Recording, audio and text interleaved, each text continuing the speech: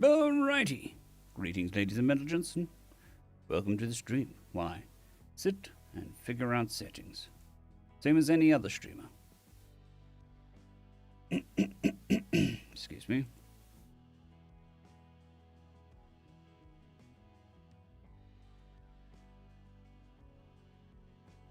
Well, I think we'll be doing some TFOS today. Some re-TFOS and maybe even some series. Well, that's what we're going to be working on, in theory. But good morning, Marcus305. Hope you're having a fantastic day.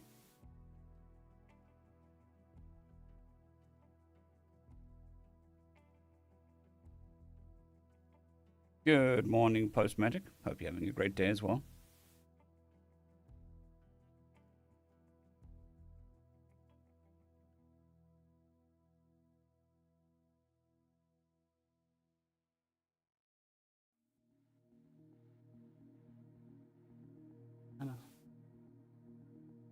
Just give me a second. Need to let the dog out. Whoop, whoop, whoop, whoop, whoop. You know that shit.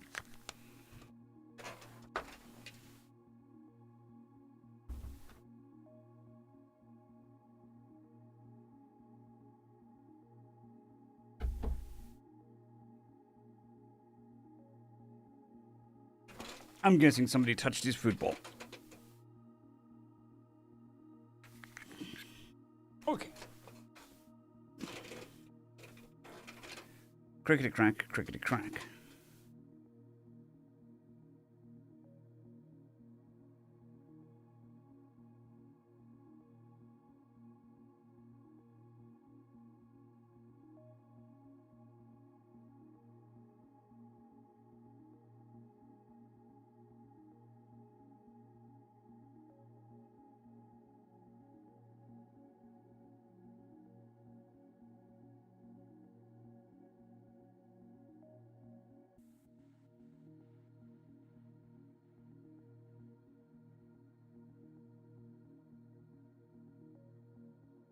Well, thank you, Three.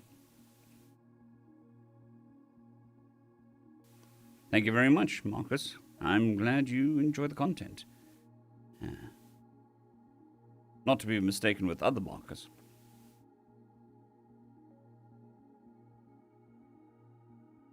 We'll just call you 305.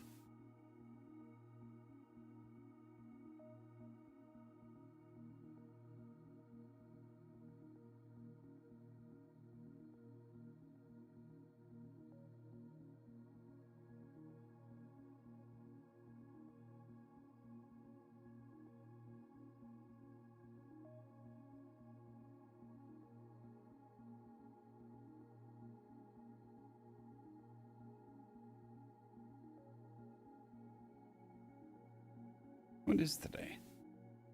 Today, Tuesday.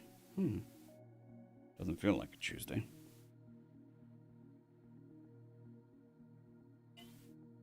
Oh yeah, that's good.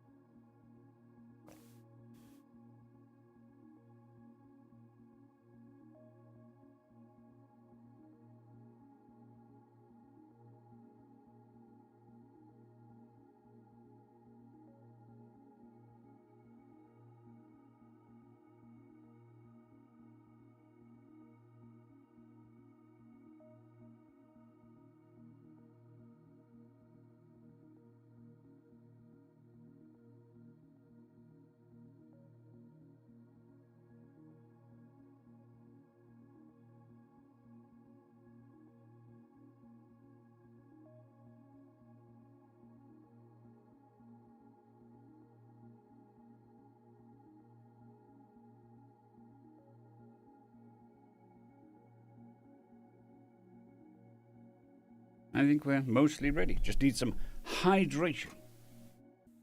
Hydration.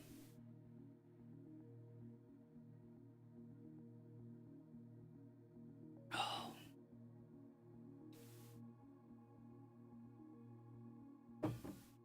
My phone needs some food.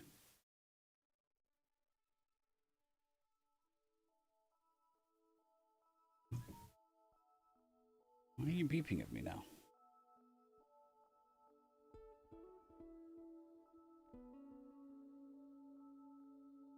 Okay.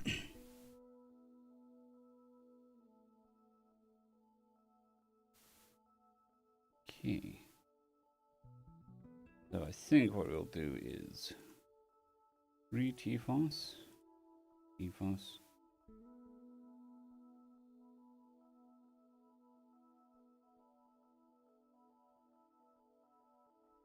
That'll take us up to there. Plus one of those. Then we're pretty well good and done. Good morning, Anthony Morgan. Hope you're doing well. Yep. As much dihydrogen monoxide as I can handle.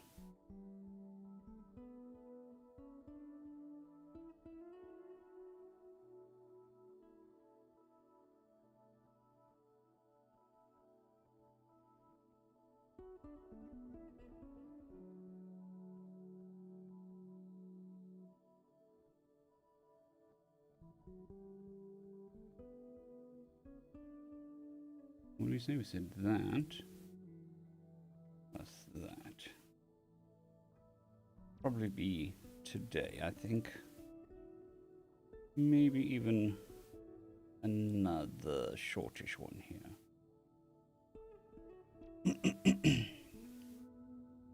And then tomorrow, we'll do that.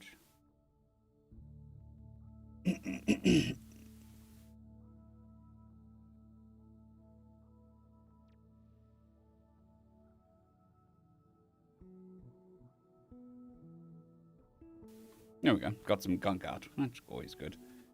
Yeah, so then tomorrow we'll do mostly that and that. And then Thursday, we can do that plus that. And then Friday, that and that. That makes sense. And then I think I shall take Saturdays off. Not sure. Either Saturday or Sunday. Good morning, Shadow Aura. Thank you very much for sharing the links, which also reminds me that I should probably share the links.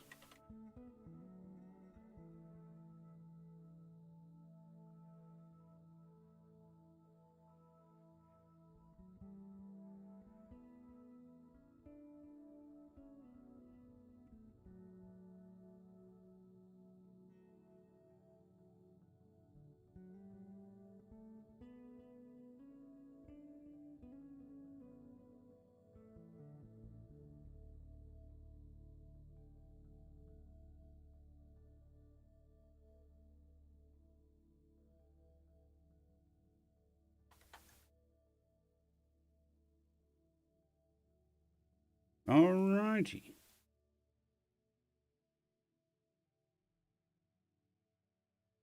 Shared with as many people as I can in a short period of time.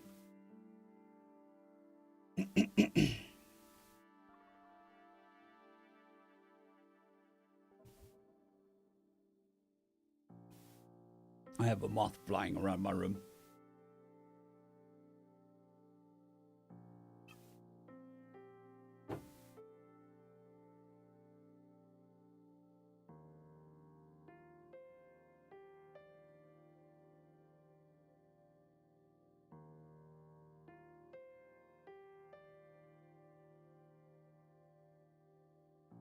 Yeah, fair enough.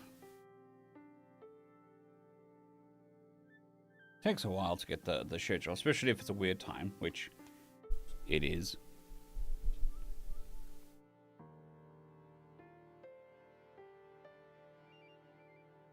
Let's make that a teeny tiny bit bigger. That's about right. What are we on? 205.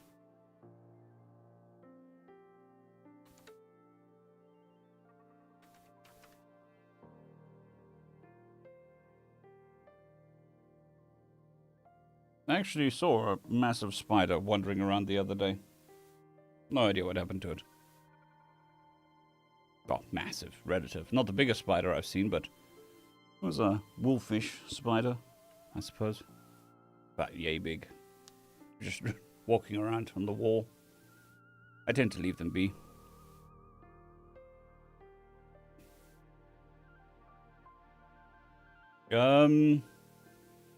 Yeah, I think I was waking up earlier and streaming earlier.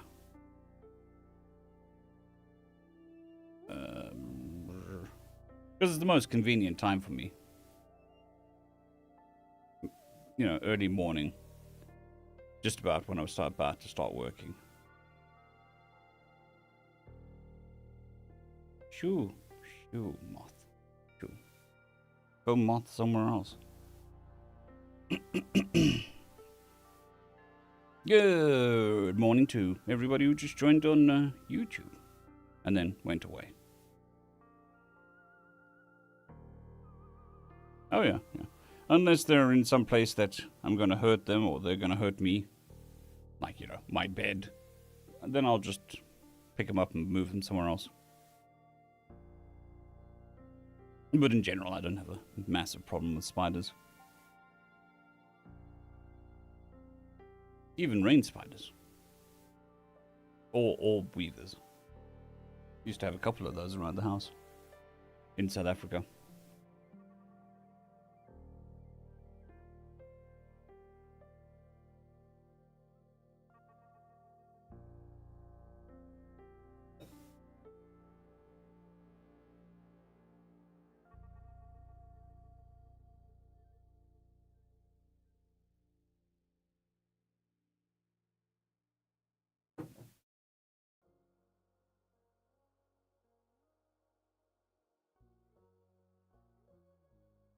That's true. It's true.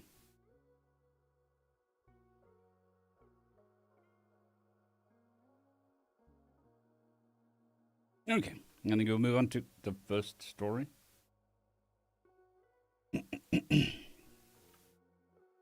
As people start streaming in, feel free to talk. I will reply when and if I can. And yeah, the usual business. I did go and rework all the, well, not all of them, but most of the Twitch notifications. So now I should know what the hell's going on when I hear random noises.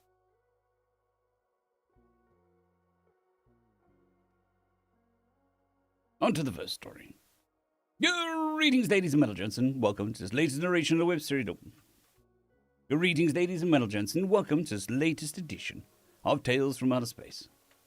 Greetings, ladies and gentlemen, and welcome to this latest edition of Re-Tifos, where I take old stories I've narrated and update them to modern audio standards. This particular story is called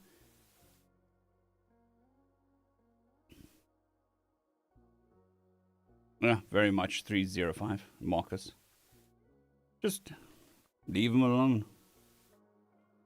I think that's most of nature. Audio standards.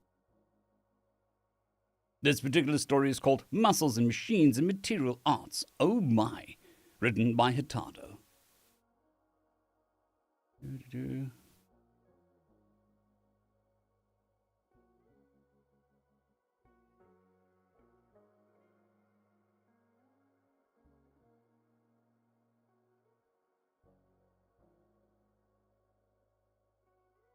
As a preface, I study biokinetics and physiology, Medical Elective University of Zeliganon. The differences in each species' bodily design, and how it fills its basics.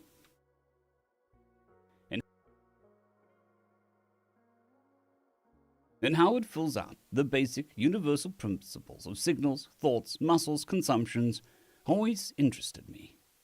Each race, while having the same needs, grows up on a very different planet and interacts with the environment pressures differently. It was also the first time I got to experience the awe of seeing a human for the first time. To be honest, they always interested me a great deal.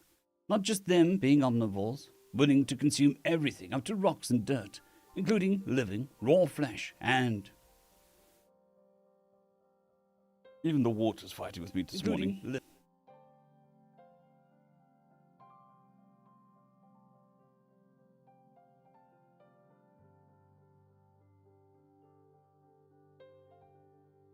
The boss sounds like a serious case. Rocks and dirt. including the living, raw flesh. But the fact they come from a planet with so many pressures, high gravity, fierce competition, high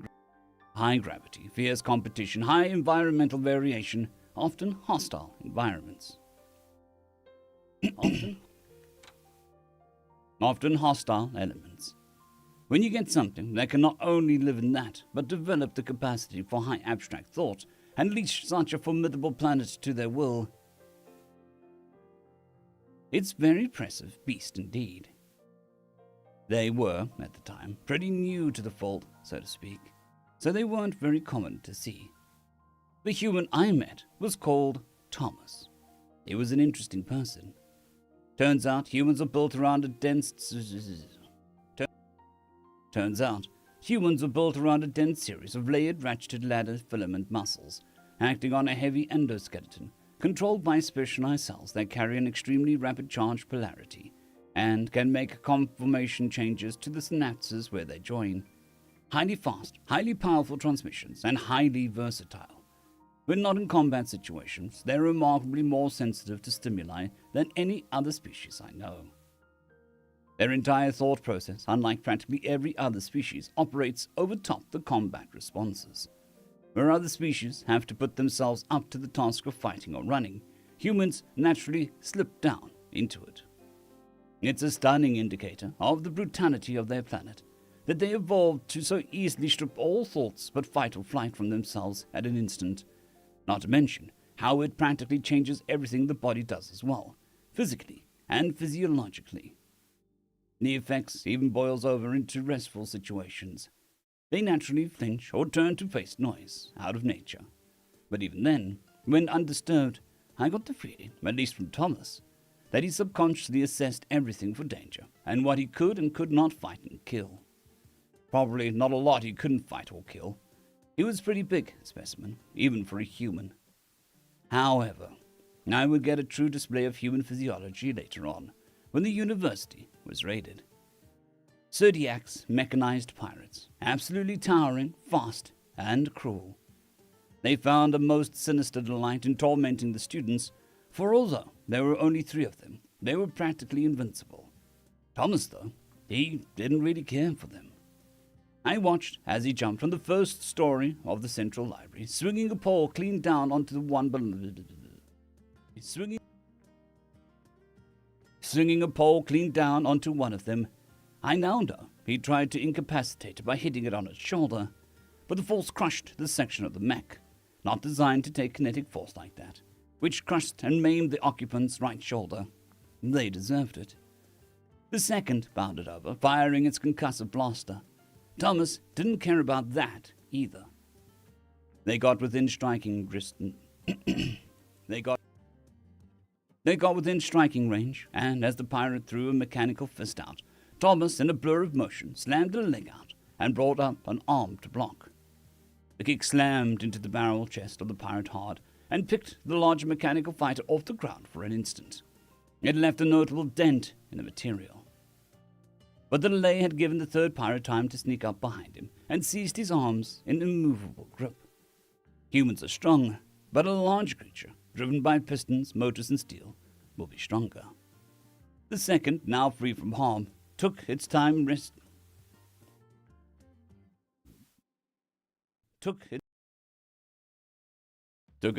rising to its feet before walking over to Thomas, and proceeded to lay mechanized blow after blow into him. I could see the strain on Thomas's face. His skin was red from high blood pressure. His muscles and tendons were raised and bulging wherever I could see them, and his face was twisted into a snarl I found myself struggling to look upon and stay calm. Good morning, Kanan. Welcome, welcome. Hopefully it is enjoyable for you. I try to do this every day. Well, I do this every day now, so calm. If you do enjoy it, you at least know where to come find me.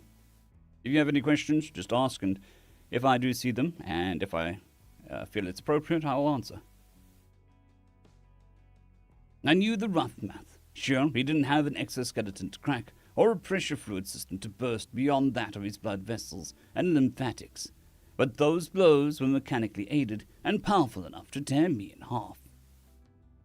They rained blow after blow after blow down on the smaller human for roughly 30 seconds, before finally stumbling back. Exhausted, too much effort expended, the bane of all physical combat. I thought Thomas would be dead, his red human ichor poured from cuts and rents in his body and from his general orifices, mixing with his sweat, a most curious form of heat diffusion, and minor wound antiseptic for the salt it carried in it. I expected a bloody meat bag of broken bones, abused meat, and a sad stink of absolutely destroying a complex and beautiful creature. I did not expect Thomas to spit some more blood, then look up and grunt, "Are you done?" I had to go back over cameras to accurately piece together the next series of events. First, he rolls his wrists in. While doing that, he basically slams back into the pirate holding him from behind, sending it off balance. While it seemingly is distracted, he manages to pull his hands free from the grip. Spinning to his left, he lets his left arm shove the pirate back, while his right loops under its own left arm. Good morning, Lord Volpex. Hope you're doing well. His fingers touched, and suddenly he's pulling this mechanized pirate around himself before slamming its face into the floor. I had to go over it in slow motion to follow. I'm amazed that Thomas was doing this almost instantly, out of instinct. Suddenly, he wraps a leg around the limb and sits on the back of the pirate. He's pulling the arm further and further back until metal snaps. Things shatter and pop, and the pirate starts crying out in pain. Thomas releases the now dislocated and torn joint and gets back to the last pirate. Nothing fancy. He just runs at the last one. It tries to run away, but he catches it in a grappling thrust that is called a tackle and slammed it into the ground before crawling on it and sitting up, face red and twisted. And then he starts raining blows down on it. Part of my brain laughs at the strange creature that thinks to beat technology with its flesh. Another part of me goes to cry out to stop Thomas from hurting his hands. Both go unneeded, as I notice that the steel is slowly buckling inward. He's mixing elbows, palms, and other strikes into his punching now. The third and final pirate has gone from confidence to resistance to pleading and begging for his life. He couldn't breathe with how the suit had been beaten inwards. Treatment had been extensive. Thomas had numerous lacerations, 5 cracked ribs, 3 broken facial bones, numerous hairline fractures in the fists and feet and elbows, majorly torn skin and internal bleeding. The pirates had to be lucky. The pirates had been lucky to be alive. 2 had nearly been crushed, and 1 had been badly thrown about. Likely, none of them would have been able to breathe easily. I asked Thomas, quite reasonably, how in the stars he did that. Turns out, he was something of a martial artist. Because, of course, the humans have dedicated teachings on how to be even more violent and dangerous. I clarified, though. I could deduce the combat aspect. I wanted to know how he could take being beaten by a 2.5-meter mechanical beast for so long and not care. His answer, martial arts again, specifically body hardening. Turns out at some point, some human developed a way to deal with blows taken. Turns out, at some point, some human developed a way to deal with blows taken. Apparently, the rough principle of it was clench and control every muscle in your body, keep focus, control breath, and deal with the pain. It made no sense to me. He could not deny the laws of physics, and the laws of physics said he took those blows. He made no effort to deny it either, but still stressed that there was benefit to it. Even he, though, struggled to state what such benefit originated from.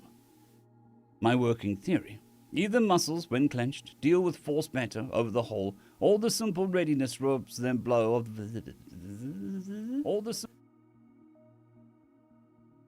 or the simple readiness robs the blows of the psychological effectiveness.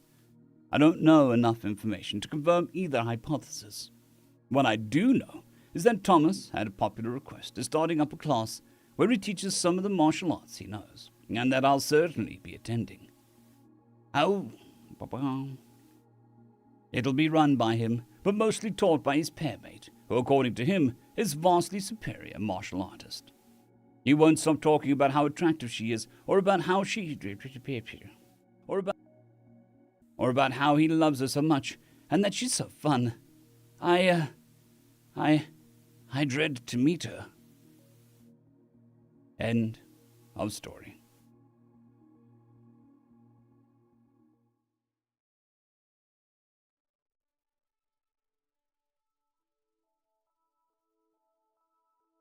Up dooty doot. Always up doot.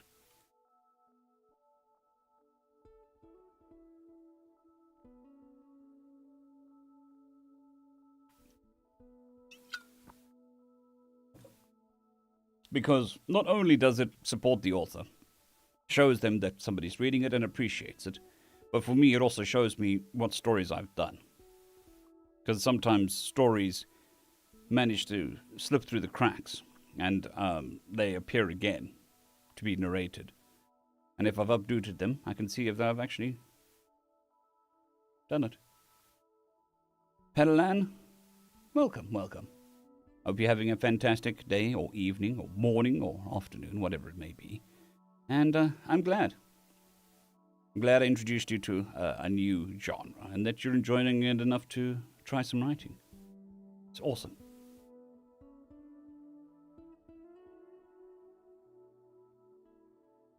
So my migraine is mostly gone. Just the random crappy feelings of the day after. So I'm not 100% gone, but mostly gone.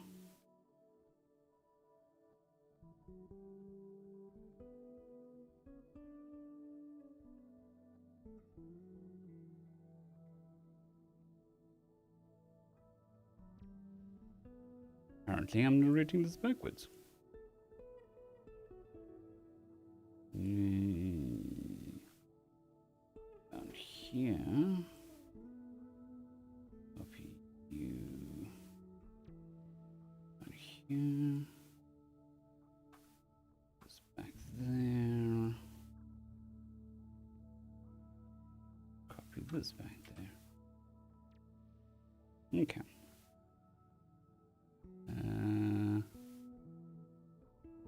Crime, welcome party, another pack bonding. Why we don't, in what way? Okay, cool.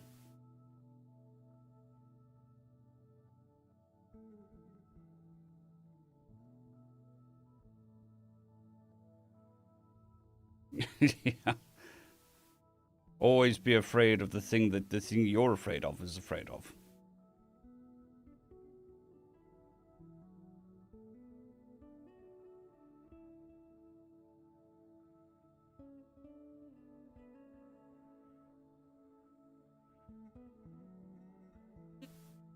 Oh, what's this? What ho? Oh, yeah. Are we ready? Has everybody braced? Oh, yes. That is the sound of caffeinated, carbonated, sugary aroma.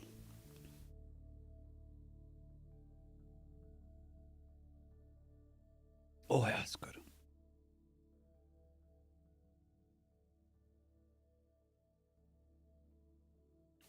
Need to normalize this music. Because some tracks are of enough volume to be heard. Some are a bit loud and some are a bit soft. Yeah, I suppose Kevin can be frightening. What do you think? All right.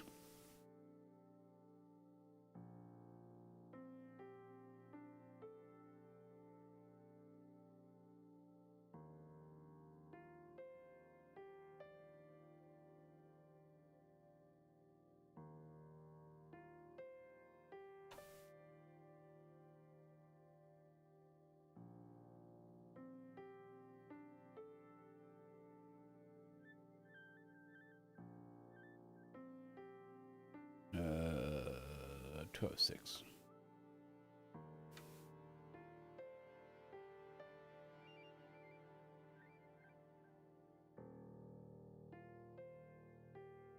Good evening, Braden. Hope you're doing well. Having a fantastic day. Night, afternoon, something in between. All of the above. None of the above. I just hope you're having a fantastic time. I'm doing 206. 206. And then... in a crime. Excuse me.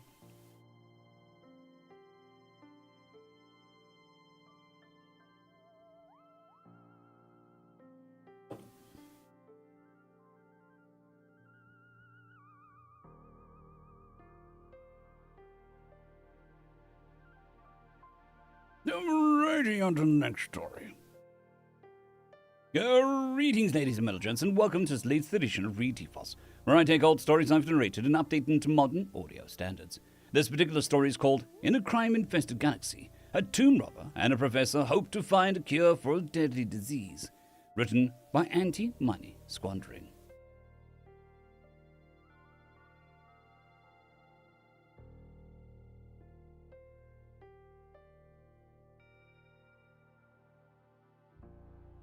The man looked small in the center of the room, standing in an ornately carved dais of unintelligible lines and swirls. His spacesuit was fitted close to his body, a dull black material, but from a view... Boomer Juice is fighting back.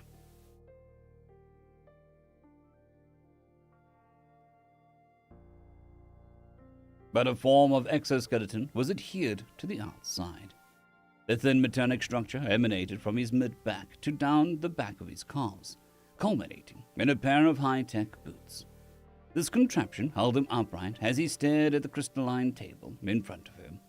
An uneven diamond that was laced through with similar symbols as which was surrounded. An uneven diamond that was laced through with similar symbols as that which surrounded him. He reached out with one gloved hand, letting his fingers gently trace over the indentations that littered the surface. "They're meant to be here," he announced, his voice artificial and devoid of emotion the words conveyed. "Gods no, all my research all these years, they were meant to be here." His servos vibrated as the exoskeleton lessened slightly, allowing him to take a seat in mid-air. Their customary quiet whine was louder in the alien cavern, and he swung his helmet gaze around once more in desperation. There were side rooms, or at least the suggestion of such, covered by rubble or worse. He moved to rub his brow in a fashion.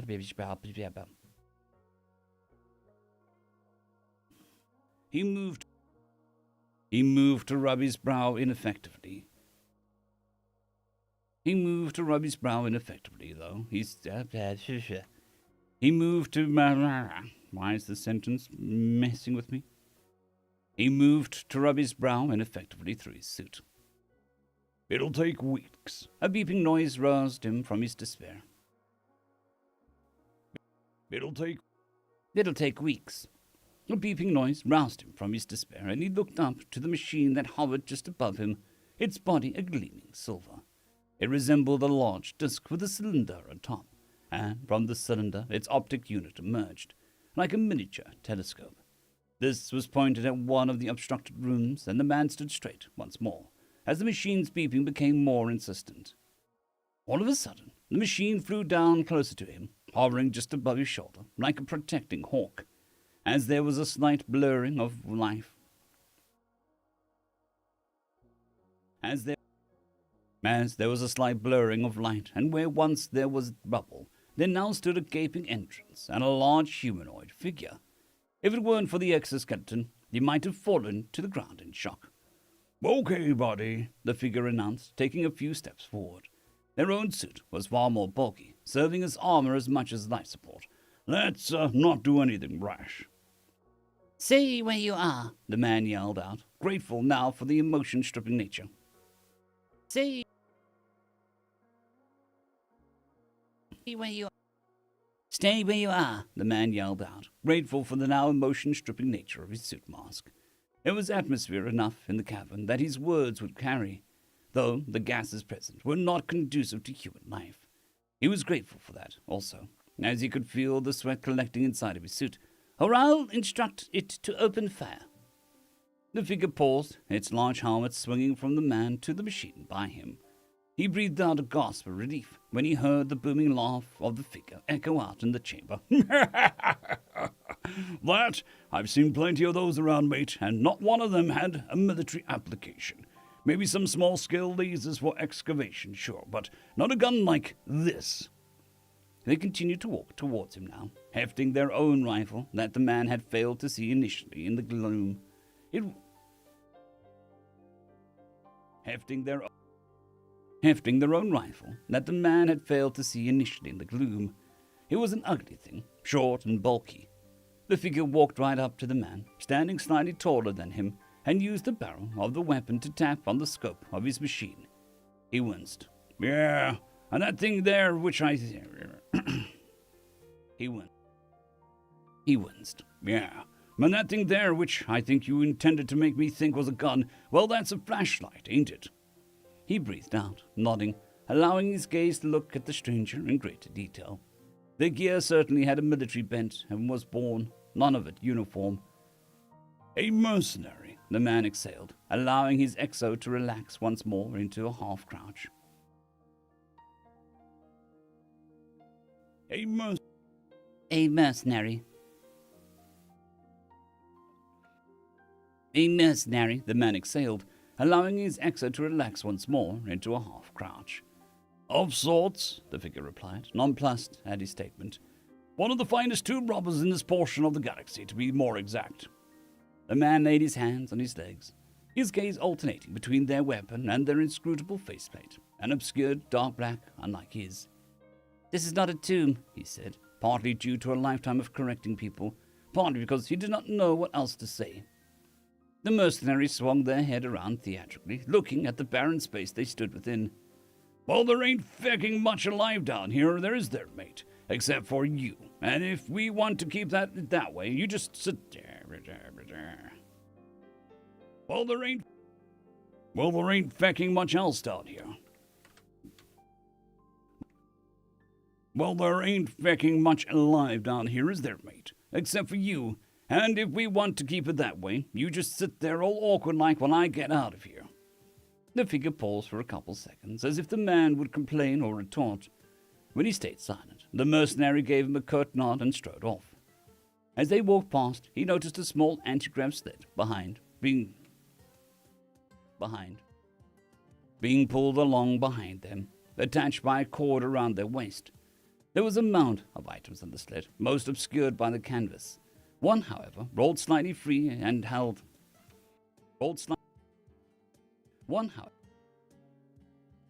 One, however, had rolled slightly free, and he could just make out telltale glint. "Wait! You can't!" he shouted, arm outstretched as if he could stop them by sheer force of will alone. He snatched the hand back to his chest quickly when the mercenary spun around, the gun now up and aimed at his chest. "Very dangerous telling a woman she can't do something," the figure growled. "Now, just wait until..." Growled. "Now just wait here all quiet like, or I'll be forced to return the living number in this tomb to 0 again." "It's not a tomb," the man repeated, cursing himself internally as he did so, as the gun aimed at him twitched slightly. "Sorry, but you don't know what you have there. Sorry,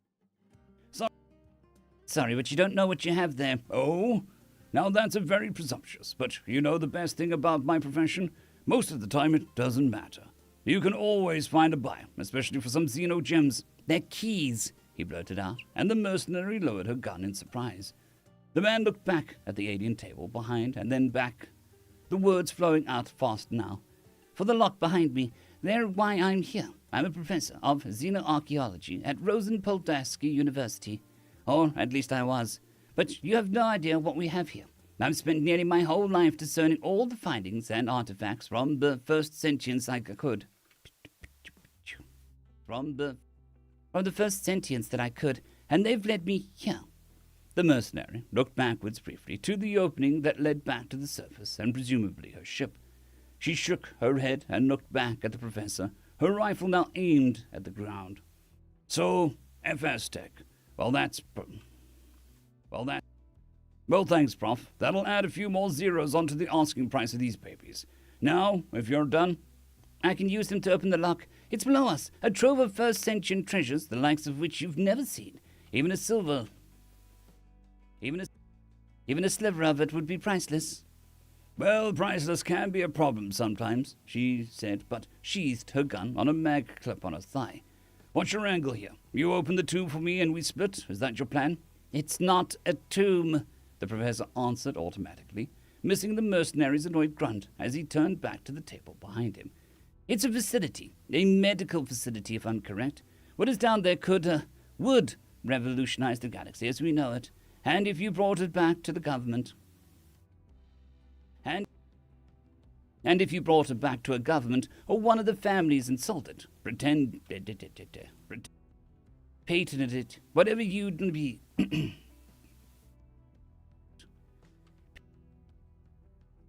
or one of the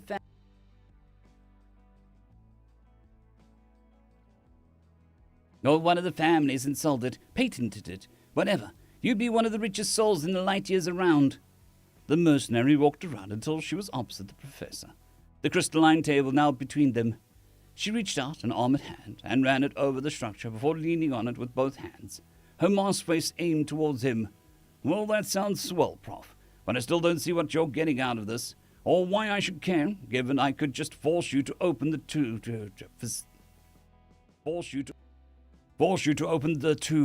facility. The professor stood straighter, waving his hand at the end. The professor stood up straighter, waving his hand as if to indicate that was not a concern. I just need to understand the technology. Well, what I can actually need is to utilize the archaeotech, but to do that, I need to understand it first. It'll take you a long time to extract what you need. Just leave me down here, let me research it, let me use it, and then you can have everything. The mercenary stood up, her head tilted slightly as she walked back around, her gaze pointedly taking in the form of the professor. Ah, now I see the angle, she said, her voice somehow softer now, even though her helmet's deep speakers. Something down there that can give you your legs back. The professor went to speak, then stopped, looking down at his mechanically aided legs as if he'd forgotten that they were there. He slapped a part of the metal and looked back up, shaking his head. No. Well, yes, technically, but that's not why it's not what I want. You don't want your legs back? Well, yes, of course I do, but who is it? The mercenary said it with such a surety that the professor didn't even bother to try and deny it. He turned his attention back to the table. My daughter. She has rapid organ atrophy disease. She's walking the road, the mercenary said quietly, and the professor cringed slightly at the expression. It had come into popularity as more people succumbed to the illness. Though it did not seem to be infectious, it was, however, currently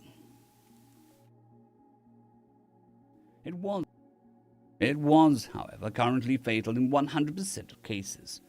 So a sufferer of the disease, once diagnosed, began a short walk down the road to death. I have her in stasis, he said, ignoring the whistle and the admission, but I don't know for how much longer it's ludicrously expensive. Yeah, I know, Professor. Ludicrously expensive, I know, Prof. Ludicrously expensive, yeah, I know, Prof. The mercenary paused, looking to the canvas that held her loot, and back to the table. And you think we can actually find a cure for the road down there?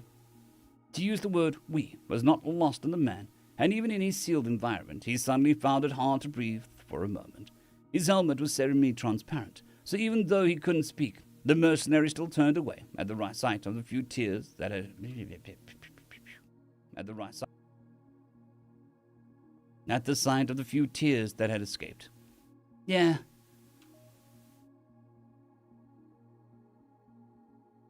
Yeah, I'm a tomb robber, not a heartless android. She walked to the sled, patting the gun holstered to her waist. This works best as a deterrent, you know. Though most times I never see another soul in the places. Most times I never see another soul in these places. She hauled the sled over easily and lifted the covering, revealing the 6 crystal-like objects beneath. Each was carved intrinsically. Each was carved intricately and identically, and she lifted each one carefully before laying it out on the table before them. She looked at each of them with varying indentations before giving up and tapping the professor on the shoulder. So what now, Prof? You're the brains, I'm the brawn. These all look the bloody same to me. They would, he responded, not even looking at the artifacts as his machine buzzed down closer, allowing him to fiddle with the hidden control panel. There should be no discernible difference to the human eye. The machine turned its scope on 6 crystals, and screen slid down from below the flat body, showing live feed of its camera. But that does not mean that there is no difference. Our spectrum of visible light is marginal, even amongst the wider animal kingdom. Many can see ultraviolet, beyond violet, as it were, and machines, they can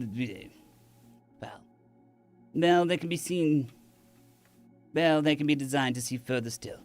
He gestured to the screen, and despite herself, the mercenary moved in eagerly to see each crystal light up in a different radiant color. She let out a short breath before composing herself. Okay, so pretty light show, what now? The table isn't glowing. No, it's not, the professor said, already reaching out and carefully slotting crystals into some pattern only he could discern. But those spirals and symbols are the key. You can read those, she said, looking closer at the mad scramble of lines and curves that surrounded the crystals. I can make educated guesses, very educated guesses. An hour passed as the professor carried out his assumptions. In addition to the correct crystal being slotted in its allotted place, the markings had denoted specific depths for each that had to be adhered to in order to function. The mercenary had mostly left him to it after realizing it was not a matter of simply throwing the right one in the right hole. I've heard the road described as an incredibly aggressive form of super cancer, she said suddenly, from where she leaned on one corner of the table. I guess that is accurate, the professor responded, preoccupied. So how do you cure that? Because we found out years ago there is no cure for cancer, and it's the cells dying, not a disease you can fix with medicine. That is accurate too, so what? I mean, we might well find something to fix your legs. Are you hoping to extrapolate off of that, improve on some FS tech? Very confident in your skills there, Prof. The professor paused, the last crystal in his hand, and stood up a bit straighter, feeling its weight. No, he said finally. It's not that kind of medical facility. I'll use myself as a guinea pig if needs be, but the process would be not different for her than me. The process would not be different for her than me. The mercenary waited, drumming her fingers on the table, before sighing pointedly. The professor laid the crystal down and remained silent for a few more moments. The mercenary didn't push him, sensing that this was him. Sensing that this time he was simply collecting his words rather than being reticent to tell her. The machine he had with him flew down and gently bumped his shoulder, as if providing comfort, and he reached down and patted it.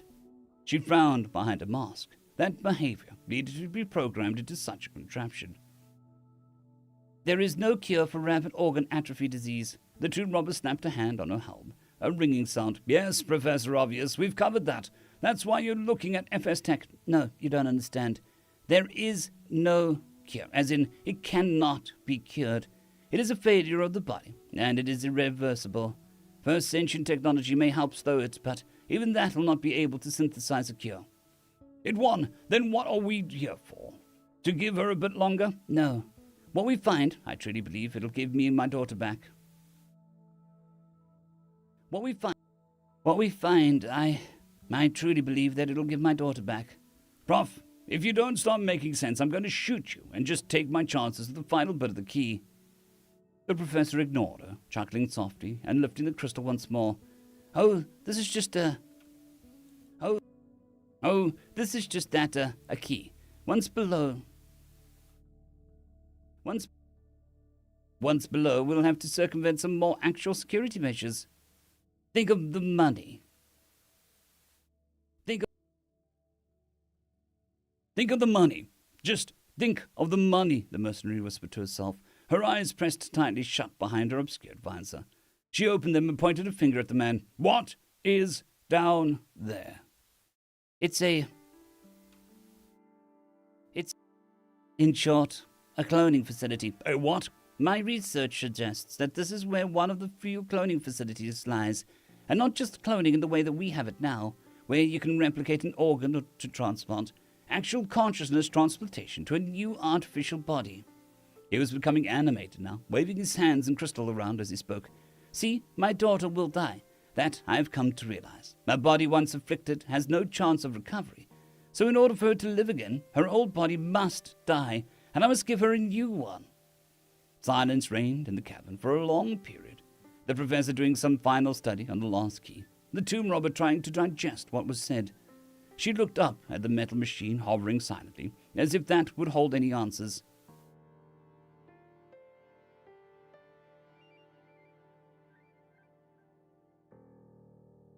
I can't. I mean, how would you even do that? And their biology. What little we know, surely it's not compatible.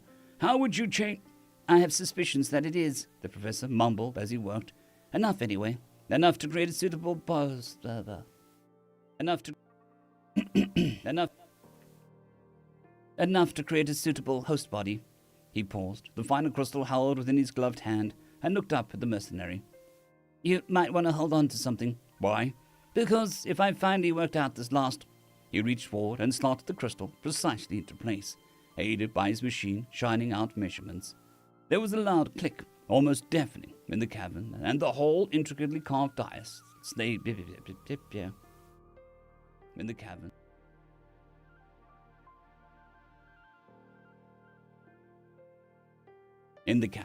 And the whole intricately carved dais they stood upon suddenly and unbelievably smoothly began to move down through the floor and further into the core of the planet. We're about to go where no human has ever gone, he yelled, as they descended the walls lit by some unseen force, some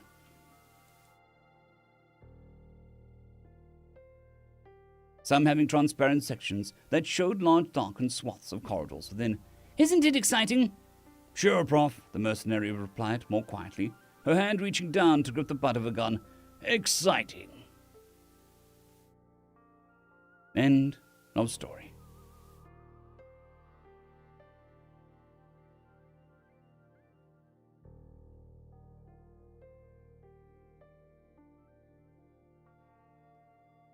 Nope, that's all I wanted. That's what I wanted.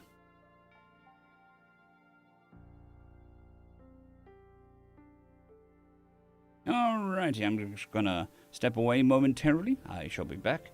Feel free to chat amongst yourselves, send questions my way, and do whatever you need to do. I shan't be long.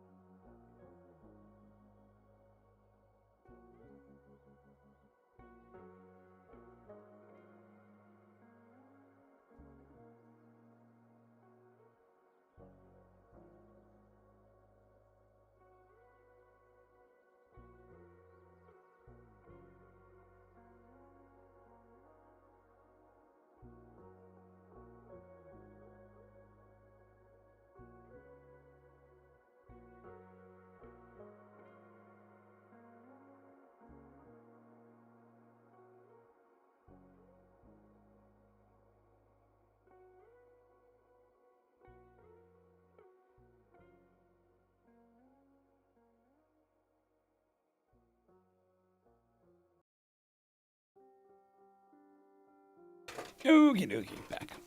Cricket crack, cricket crack. Nice noisy chair, always good.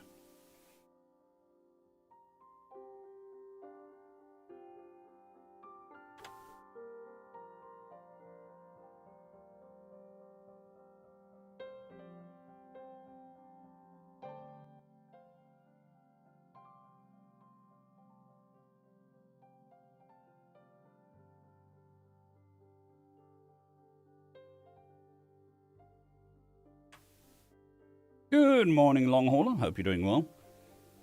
Hope your boss isn't riding your ass as usual.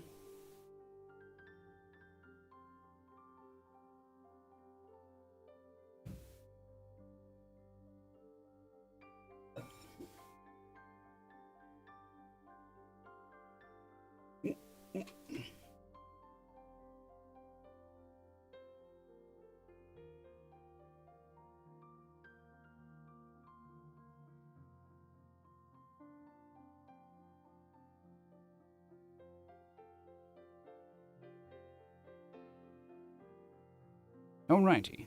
Hello, hello, hello. Welcome, welcome, welcome. Think we move on to the next story? Or I'm gonna have a banana.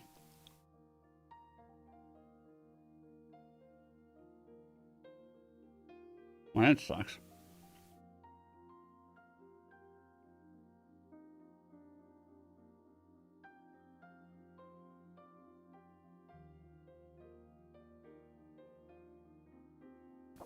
Hopefully nothing too serious.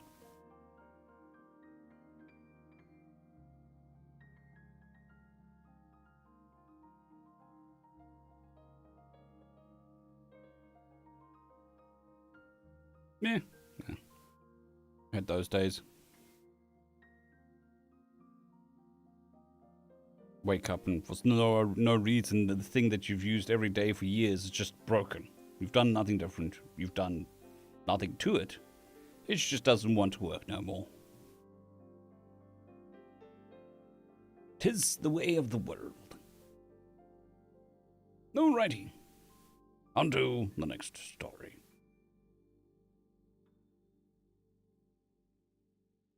Greetings, ladies and milligents, and welcome to this latest edition of Read TFOS, where I take old stories I've narrated and update them to modern audio standards. This particular story is called Welcome Party, written by Shock Lionheart. Fair enough, fair enough.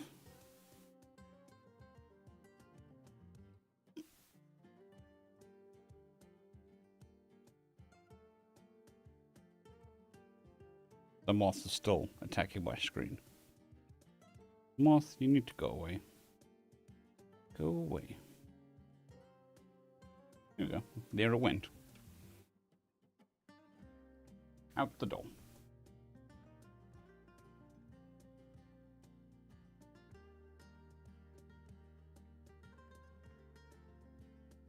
Just a little quick side note, I'm streaming every day at 9 a.m. GMT. If you would like to join us, I'd love to see you there. Anyways, on to the story. That is the time, right? 9 a.m. Like to join us, I'd love to see you there. At 9 a.m. GMT. If you would like to join. Am I in GMT? I have no idea where I am. Yes, I do. Nope. So, it's part of there was years ago I got demonetized. One of the reasons was because the intros and outros were a problem, I think. They never actually gave me a reason. But because I was using the same recording every single time, it was considered reused content. So now I just do the whole intro.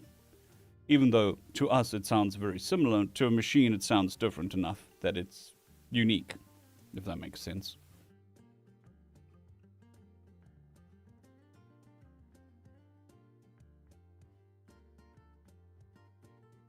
GMT plus 1. GMT plus 1. GMT plus 1. Just a little quick side note, I'm streaming every day at... Good morning, James. Hope you're doing well. Just a quick little side note, I'm streaming every day at 9 a.m. GMT plus 1. I would love to see you all there. Anyways, on to the story.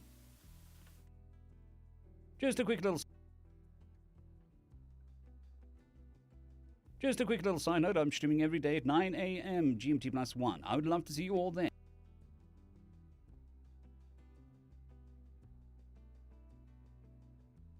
All right.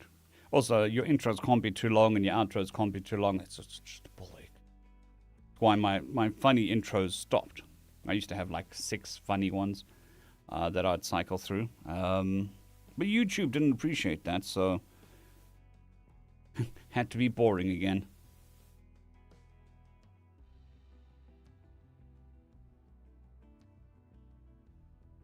Okie dokie.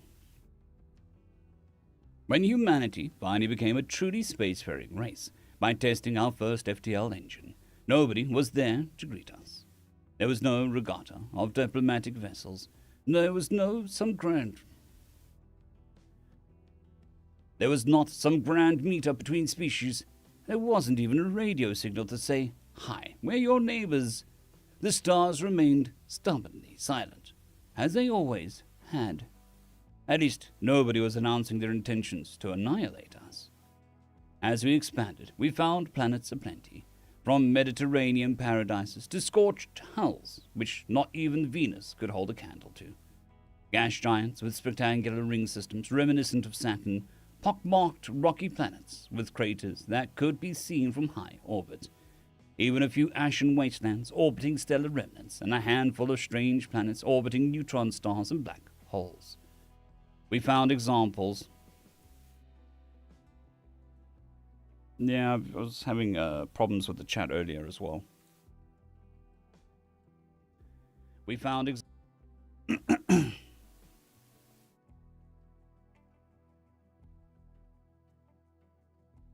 We found examples of any type of planet that you could imagine, save the type with native intelligent life. We looked at those YouTube is horrendous with what you are and aren't allowed to do. Like, you're not allowed to say a swear word within the first 2 minutes, and even if you do say it after that, you're only allowed to say certain swear words. But it's a different system if you're streaming. You're not allowed to say as many swear words in a stream as you are in a video. And you're not allowed to say any swear words in a short... The system is so convoluted that you're always breaking the terms of service in some way. With native intelligent life. We looked at those created rocky planets and wondered in despair if maybe we had been too late. Maybe civilizations that arose but been wiped out through war or natural processes. Maybe humanity really was alone in the universe, and we shrieked into the void on every frequency, in every manner we could think of, for some response, any response. Again, the stars silently stared back with their cold, steady gazes, seemingly damning humanity to utter isolation. And it nearly broke us. And then, we found them. We found them on a super-Earth, surface gravity right around 4G, and honest to gods, all that is good in this universe, alien civilization. They were short, to be expected, from that kind of gravity, really, but they did have radio, which meant that they had electricity, which meant they had buildings, which meant they had the capacity to build cities. Their exact response when their radio communications were abruptly intruded upon by some weirdos in the sky speaking a wholly unknown language was sadly being lost to time, but it is pretty easy to imagine. After the initial panic groundside, we set our computers to build a common language. The computers did what they did best, sent a series of strings of zeros and ones out to be played with. Encoded in those strings was our base 10 numbering system. The computers waited patiently for a reply. The humans on board waited decidedly less patiently.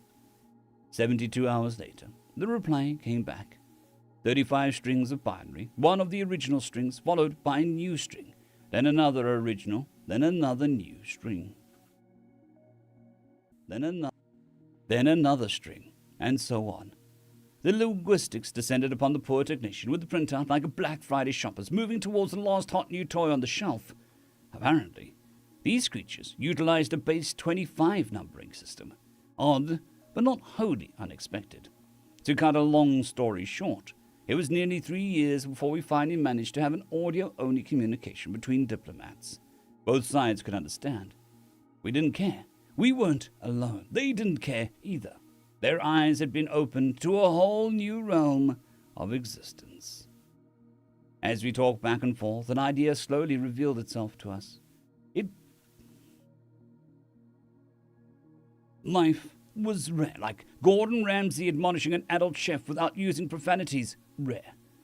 Turned out, there were a few qualifying factors needed to be met before life could even begin to think about taking hold. 1. Life, or at least advanced life, requires liquid water.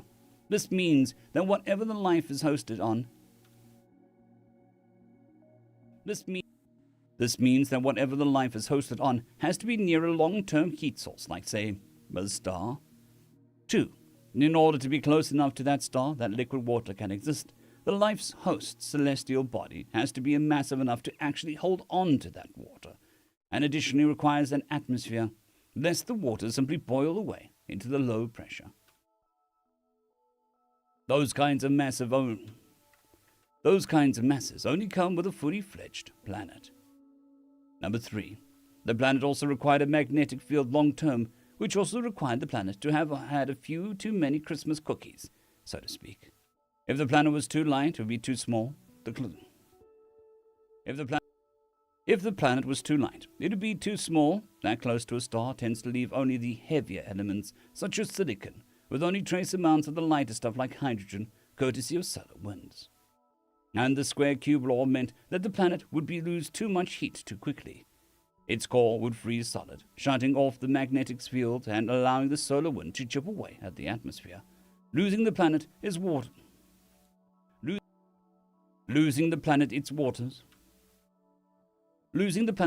before life could ever really hope to take hold. These 3 tenets added up to a rather awful realization.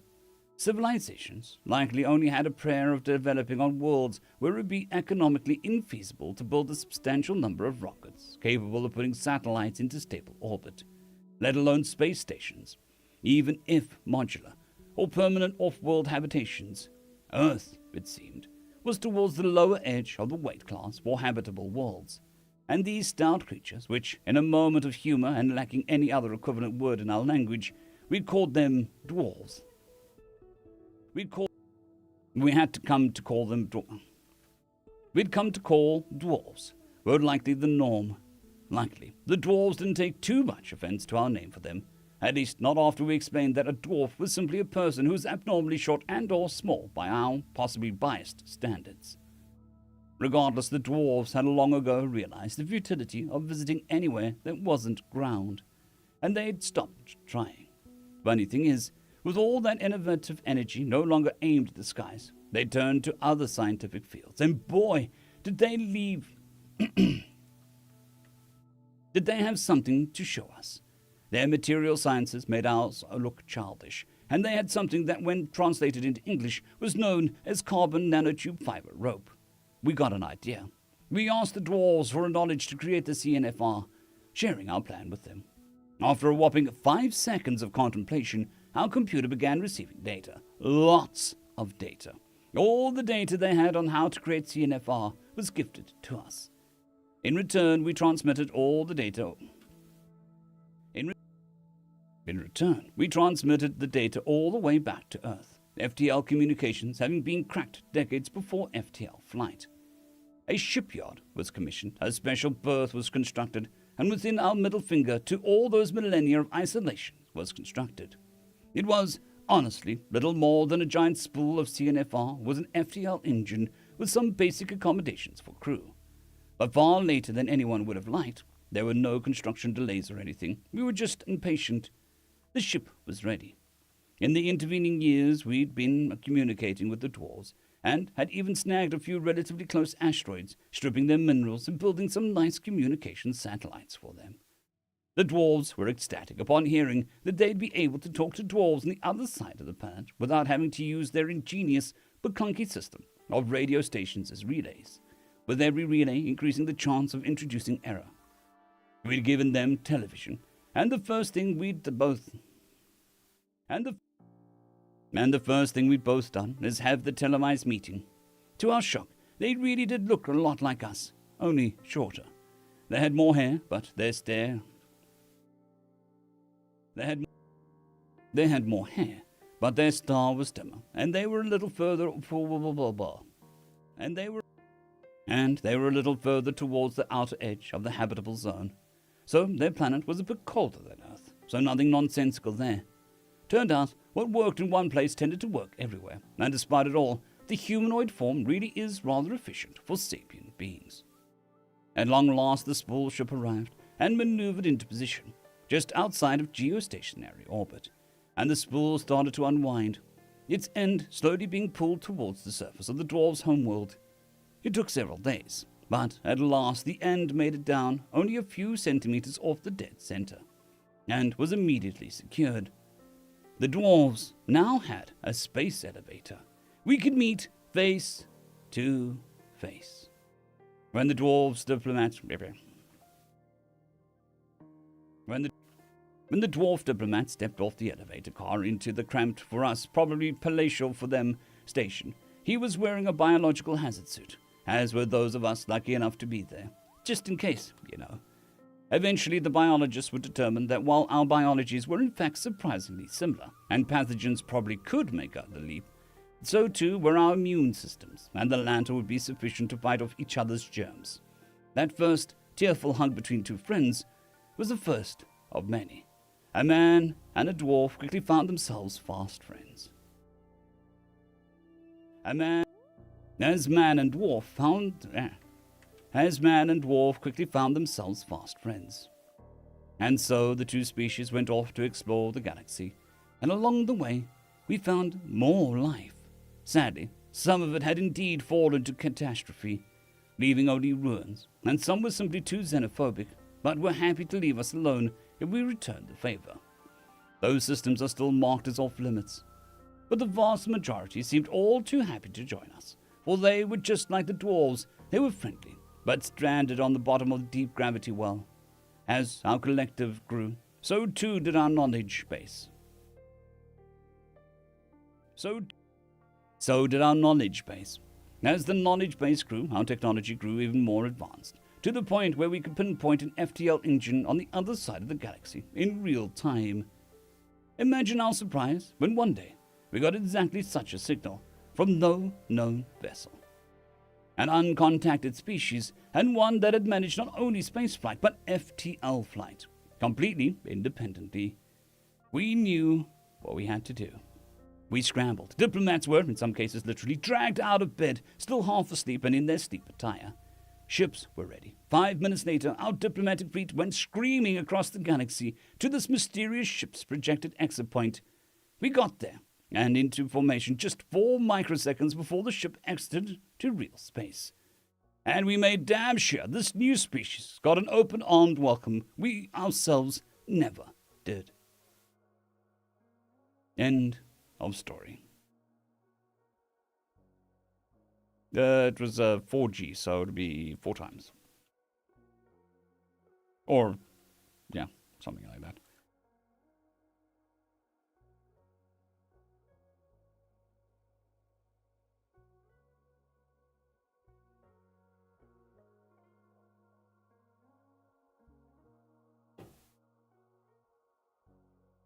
Jelly baby. Sour jelly baby. My wife handed me a plate full of sweets and said, you will eat these, or you will be divorced. That's a joke. Never has to tell me to eat sweets.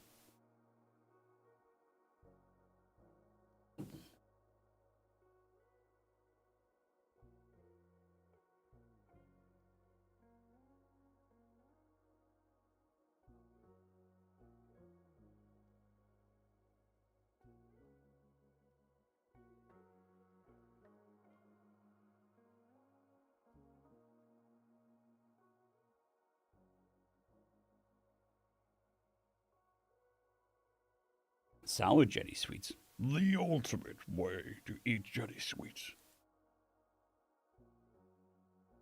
208. Another pack ponder.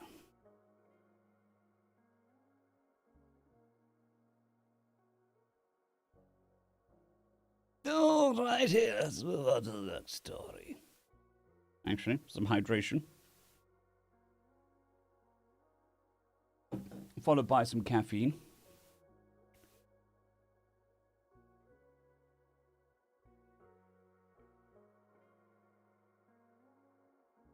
I used to love sour sweets, but they don't really sit well with my acid reflux, so I don't eat them as often. Got to adult sometimes. Especially with the old voice. Some days, with the voice, I feel like a diva. So ridiculous, I tell you. Ridiculous!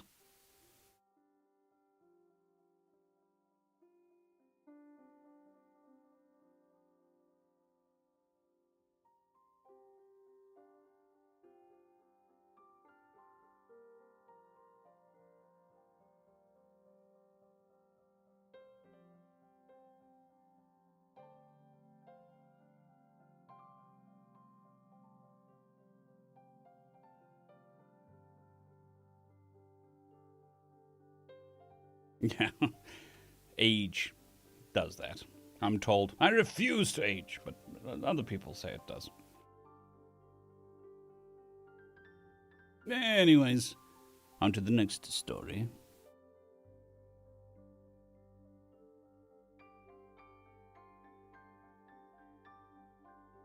Greetings, ladies and gentlemen, and welcome to the latest narration.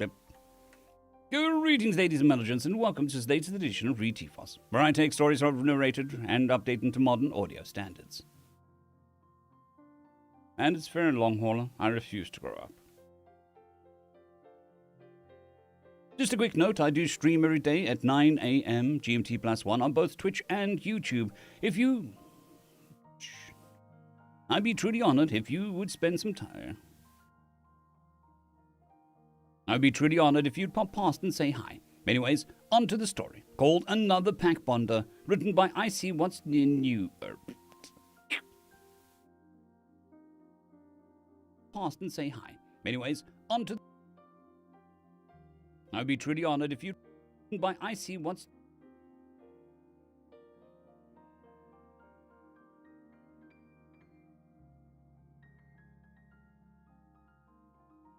How old... well, I'm 42, so, well, that's 31. I suppose if you were in the army or something, medically retired would be army, and then they have the 20-year thing, so 38, no? 18, yeah, cool. It's amazing how different the paths of life can take. Bonder. Another pack bonder.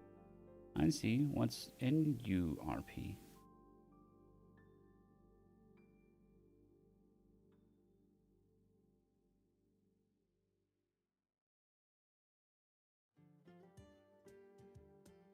Fair enough, Anthony. I second that. I see what's NURP. Silverscale was annoyed. What the hell was the captain thinking? He was a crudess, the peak existence on their world of shallow marshes. They were apex ambush predators, sometimes sitting still for days before unleashing a maelstrom of violence upon their unsuspecting prey. He was far more suited to standing guard day after day than patrol, especially with a newbie. Add in the chaos of the Foruvian intergalactic traveling zoo, and life was going to be rough for the next few cycles. The newbie, of course, it couldn't just be any normal intergalactic species. He was anchored with a human of all things.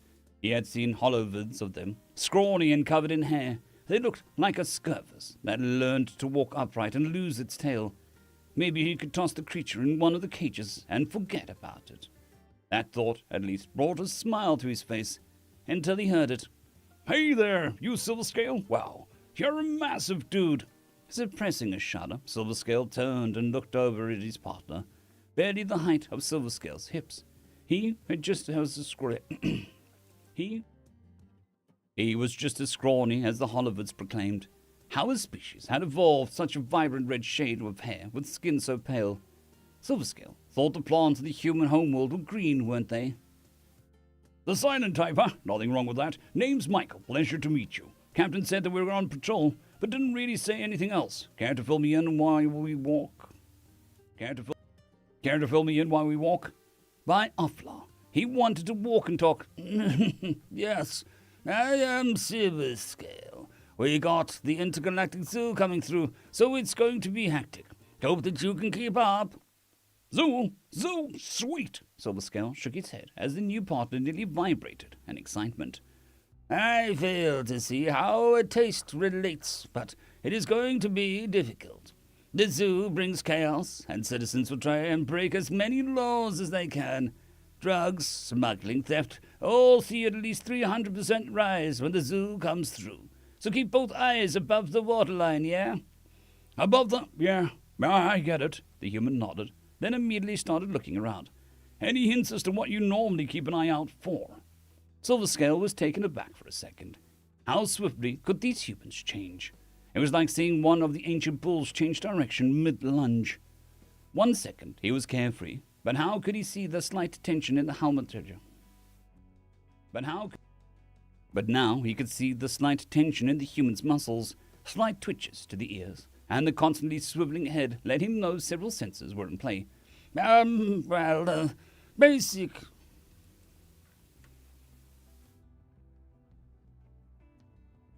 Basic does have a fairly good job at the easy stuff. Look for citizens in low traffic areas that seem nervous. Anyone who suddenly changes direction after making eye contact. How good is your sense of smell and taste? Silver Scale added as the last. Silver Scale added the last as an afterthought. There were several feline races that tended to taste the air rather than smell it, and the human had enough hair that it might be feline. He would need to see the teeth to be sure. We pale in comparison to some species. With particularly pungent chemicals, I think that we can detect a few hundred parts per billion. Most things in the parts per million range. Taste. Taste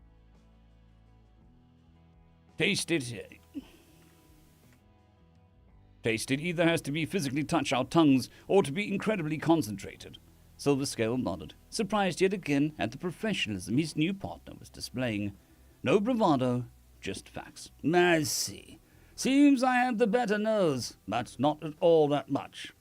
The Silver Scale was going to say more, but the crash and screams came from a crash and screams came up from ahead, and he straining took over. Station police, clear the path, he bellowed, voice deep enough to make the water dance where he had home. You heard him. Out of the way. Silver Scale's lunge had left his partner behind, but it didn't take long for the human to catch up. In fact, he was using Silver Scale to break through the crowds, and following close enough behind that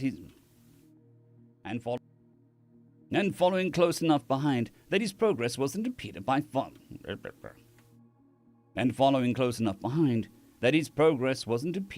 far enough to get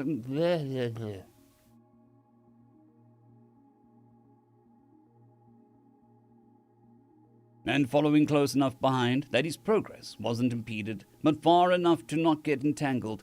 That's all he had time for, as they broke through the crowd to the sight Silver Scale would never wish upon his worst enemy. In the middle of the clearing was an injured young Dranthar, one of the apex predators of a world covered in plains. They could outrun anything on the station. Short-snouted canines, their bite could cleave...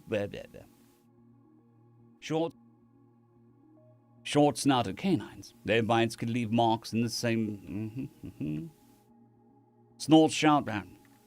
Short-snouted canines, their bite could leave marks in some of the civilian plate armor. Someone had tried to smuggle it and somehow managed to break its leg as it was attempting to escape. In a series of unfortunate events, the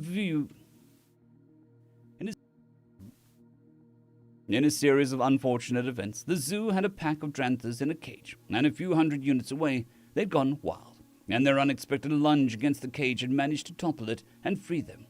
One now had a smuggler by the back of the neck, while the rest of the pack surrounded the injured cub.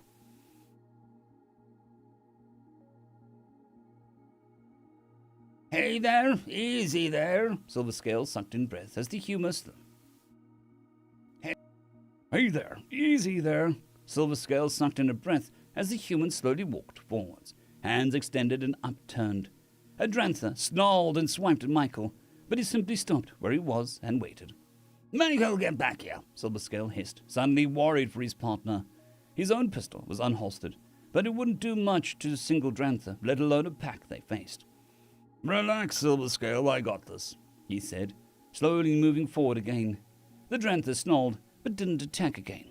Michael merely slowed for a bit, before stopping when he was halfway. "Here, I bet you guys haven't had a treat in a while," he said, pulling what looked like a strip of dried meat out from one of his pockets.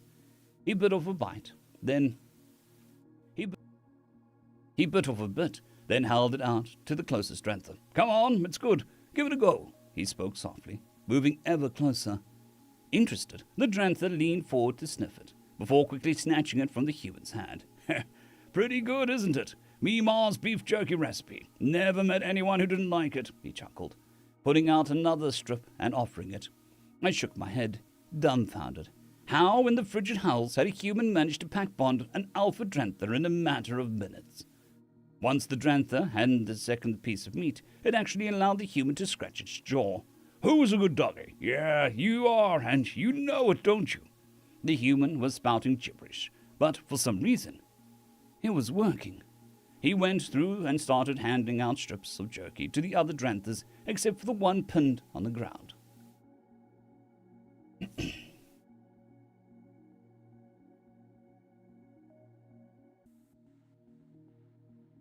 "Hey there, buddy," he said to the suspect. "You seem to be quite in the predicament. Now, I'll be doing my best to keep you safe, but you have to do absolutely everything I say. Got it?" I looked closer and recognized the smuggler as a Muscalan. Figures, sentient rodents. There wasn't a law they wouldn't break. Yeah, just don't let me eat me," he whined, getting a growl from the Drantha that immediately calmed when Michael stared at touching it. "Now, first I'm going to have to restrain you, starting with your feet," Michael said, using a slip of the rescue. Starting with your feet," Michael said, using a slip tie to secure his legs first, then his hands behind his back. Smart. "What? Oh my!" I looked to my right to see the zoo's vet standing there, a Felurian, thank Offlaw.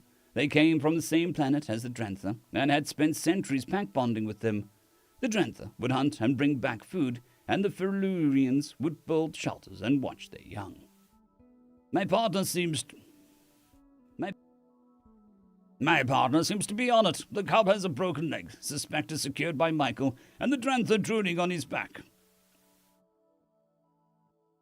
"Indeed, I suspect the Drantha is rather angry at the moment. Come along, sir. As long as you're with me, the Drantha will mostly be peaceful." He led the way, and I reluctantly followed. The next hour or so passed in a blur of fear for me. I took over guarding the suspect while Michael and the Felurian treated the cub. All the while, the Drantha would wind about. All the while, the Drantha would wind about our small group, growling at the suspect. They would sniff me and stay clear, but occasionally sit down next to the human and the Felurian and just watch. "And that's that," the Felurian said, standing and cracking its back. The cub was now safely in the cage with the rest of the Dranthas, a stunt holding his legs stable. So tell me, how did you manage to pack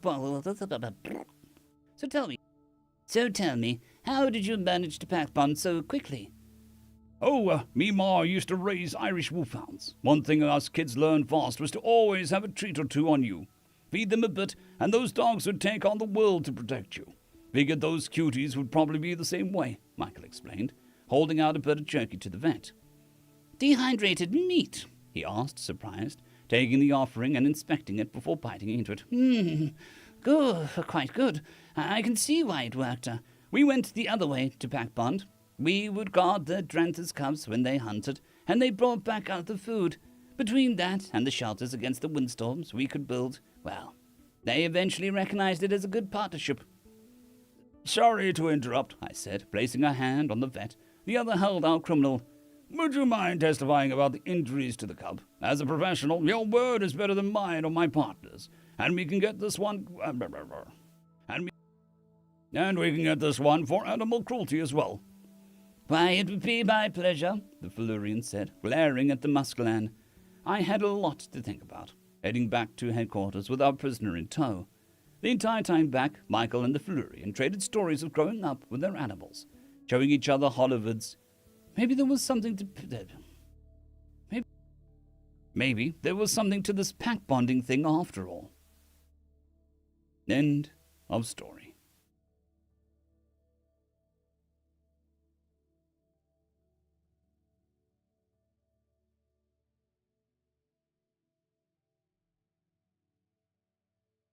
Doop doop. Up-de-doot.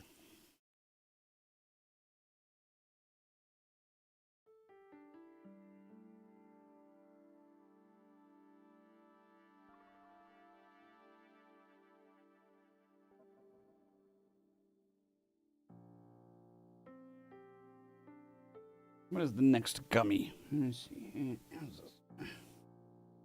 A bottle.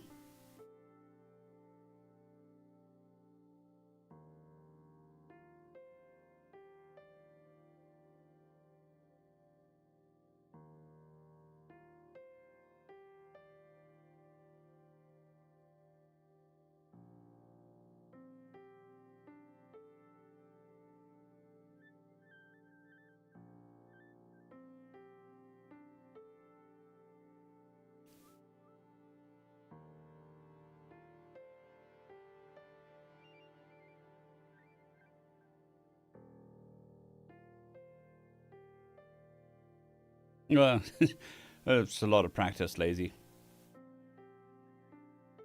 A lot of practice. It's more about time than waveform. So if you know, like the last 5 seconds need to be replaced, then you can just kind of eyeball 5 seconds. So it's more about time than waveform. And yes, space puppers. I hope you're doing well, lazy comment.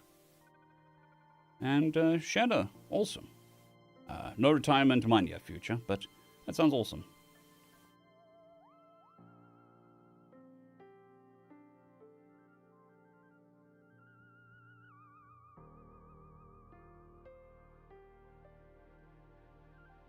Another gummy bottle.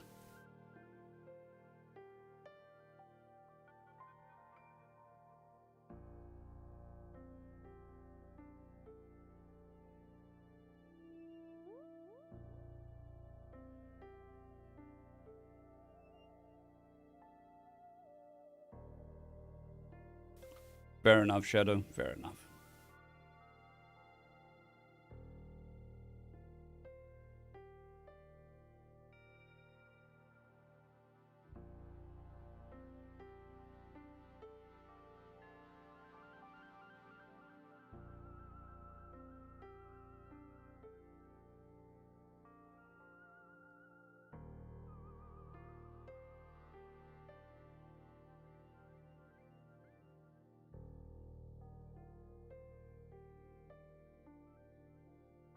Good morning, Charles. Hope you're having a good one. Whatever that one may be. No, baby.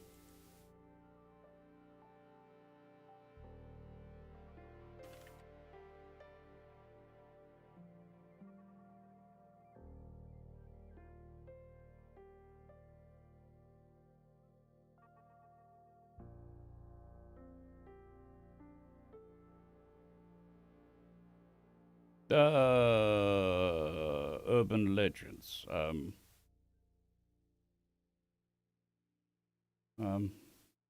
Hold on, there is one. Tamagotchi. Tamagotchi? No? Not Tamagotchi. Damn it. The name's gone. There is a ghost. Tokolosh. Tokolosh, there we go. Tokolosh. I think it is Tokolosh.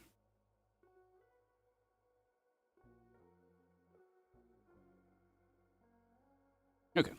So there is a ghost story of the Tokolosh, which is it kills you in your sleep. It haunts you for a little while, but if you see it, you're going to die within like a certain amount of time. But it will only kill you in your sleep. So as long as you're awake, you're good. But if you go to sleep, it'll kill you. And then if you sleep on the floor, it'll kill you faster. So You have to sleep as far away from the floor as possible to live as long as possible so that it doesn't kill you. And that's the tokolosh, which to some people might sound like carbon monoxide poisoning, but I don't know. I'm going to do the horror channel thing. You make up your own mind, because I don't know. So that's pretty much the only urban legend I've got. So a lot of stuff gets blamed on tokolosh. If something falls off a shelf, it's the tokolosh. Somebody's eaten the lost sweets. It's the tokolosh.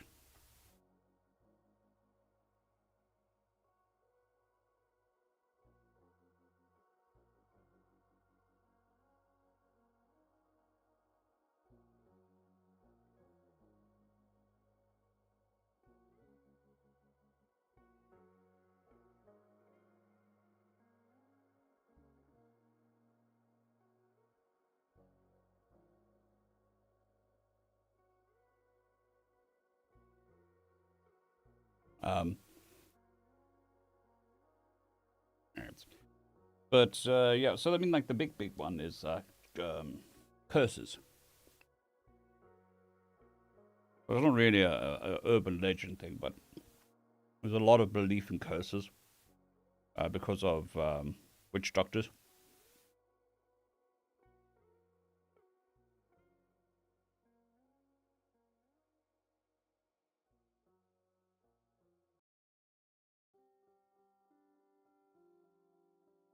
So it's not really an urban legend. Well, I suppose it's kind of an urban legend. So curses are a very big thing in South Africa. So being cursed and then getting curses removed. Because you will get cursed by a witch doctor, or you can go to a witch doctor and get somebody else cursed, or remove a curse from you. So that is pretty common.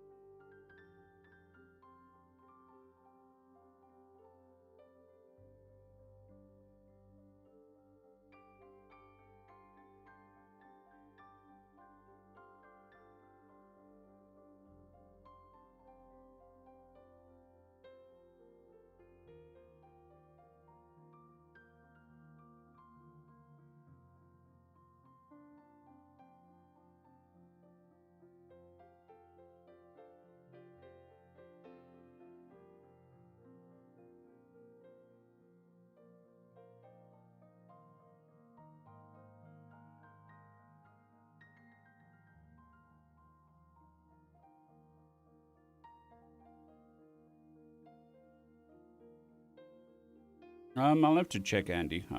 When I when I started doing the series again, when I took it up again, there wasn't a very big response to it, so I'll see. I am playing around with some ideas about keeping some series up to date. But it's definitely what's on my plate, how's my health, that sort of thing. And as everybody knows, whenever you do something once, you always have to do it. You cannot stop for any other reason other than death in some cases. And even then, you're supposed to do it after death. But yeah. Because there's also Epic Loot that needs to be updated. Survivor is on hiatus. Book 2 of Nature of Predators. Book 3 of Humans Don't Make Good Familiars. Trying to think of anything else that I'm missing. A lot of stuff. A lot of stuff is on hiatus at the moment. Well, it could also be on hiatus permanently.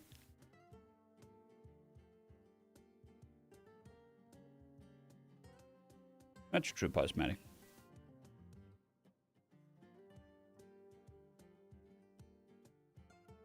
Look, with Forgotten Dungeon, I think it's currently my oldest series, or one of my oldest series. So the first 10 first quite a bit of chapters aren't good, narration-wise.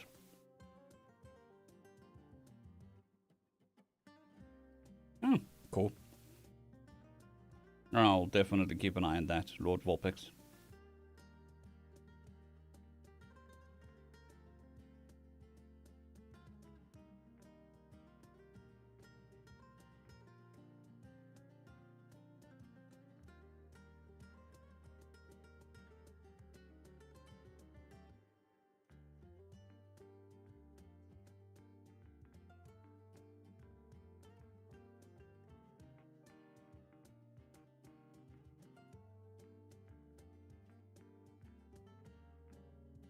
Really enjoying these sweets, if you haven't noticed.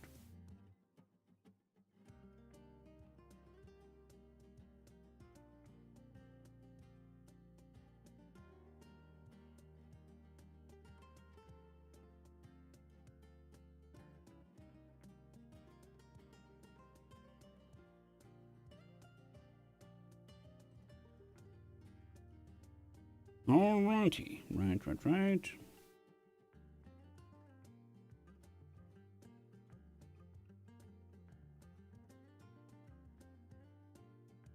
No. Sure.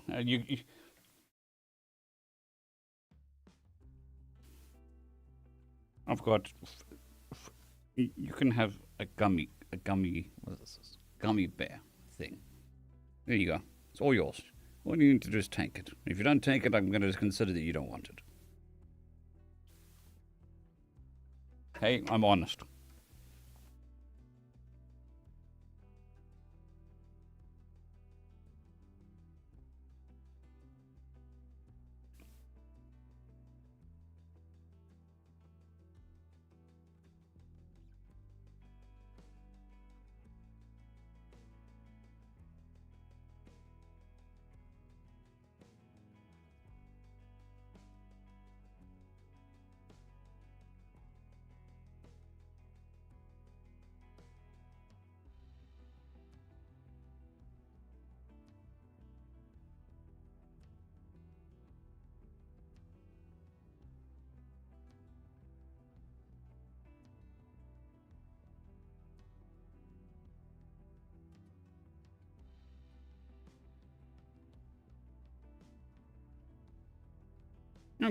I'm glad it helps, Andy.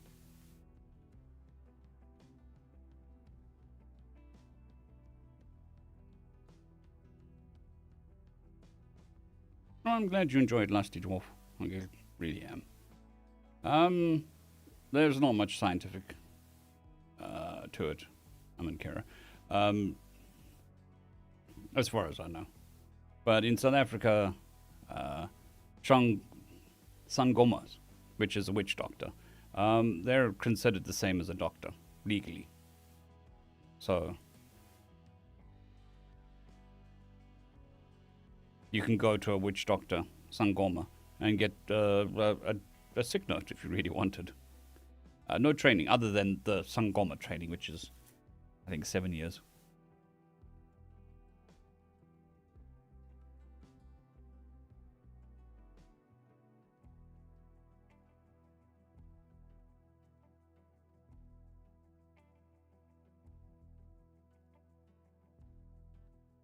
The moth is back. That's great. Shoo, moth. Shoo.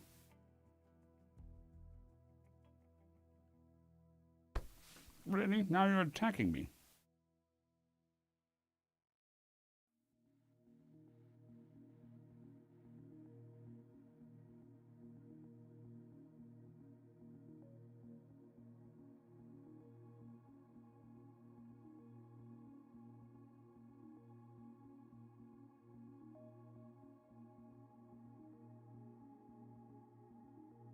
Doogie doogie. On to the next story.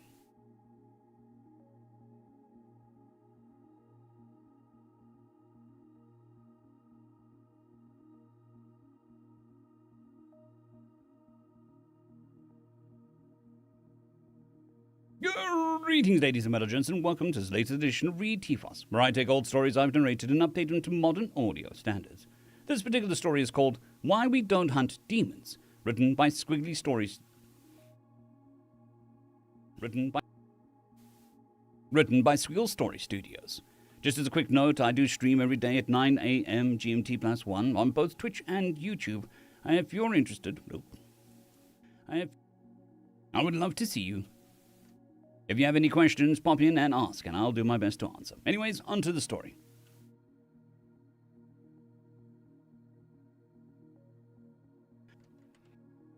If you have any questions, +1 on both Twitch and YouTube. If you have any questions, pop in and ask, and I'll do my best to answer. Alrighty. I sat and waited in the coffee shop and stared at my mediocre cup of joe. Very few diners open at 3 a.m. in a bumfuck nowhere would have the facilities or the beams for a decent macchiato. But beggars cannot be choosers. I could go for Starbucks and get you something, Harry offered as he watched me stare at the cup.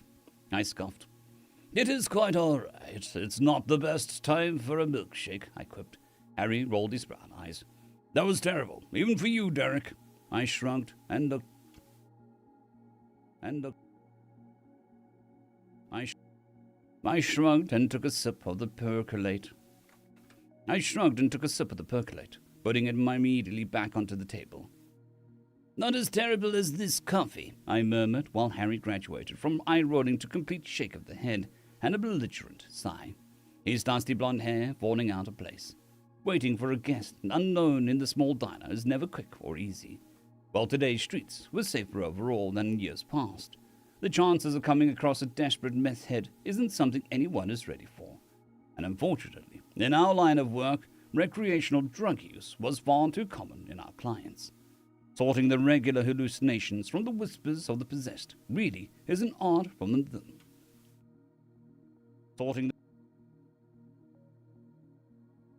Sorting the regular hallucinations from the whispers of the possessed really is an art form than a science. Hence why we were at...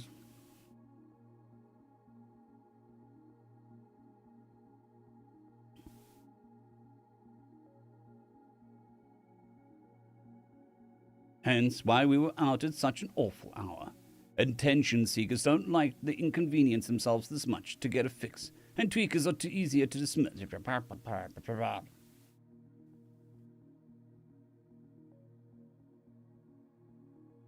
Attention seekers don't like to inconvenience themselves this much to get the fix, and tweakers are easier to dismiss when they can't cause a scene without the threat of pissed-off authorities carrying them off or taking them out. I think this is them, Harry brought me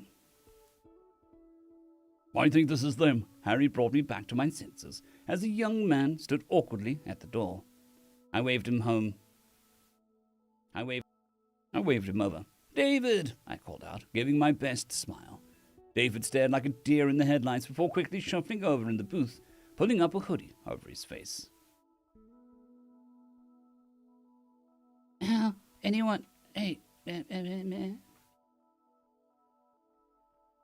Anyone told you how to keep a low profile? He whispered harshly. The lone cook and waitress didn't even look up, but I bribed them. The secret organization money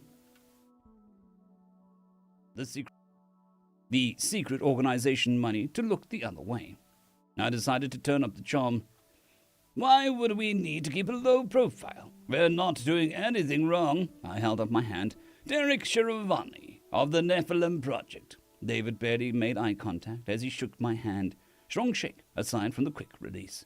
And this is my assistant Harry. Harry offered his own hand to David in a moment of youthful solidarity.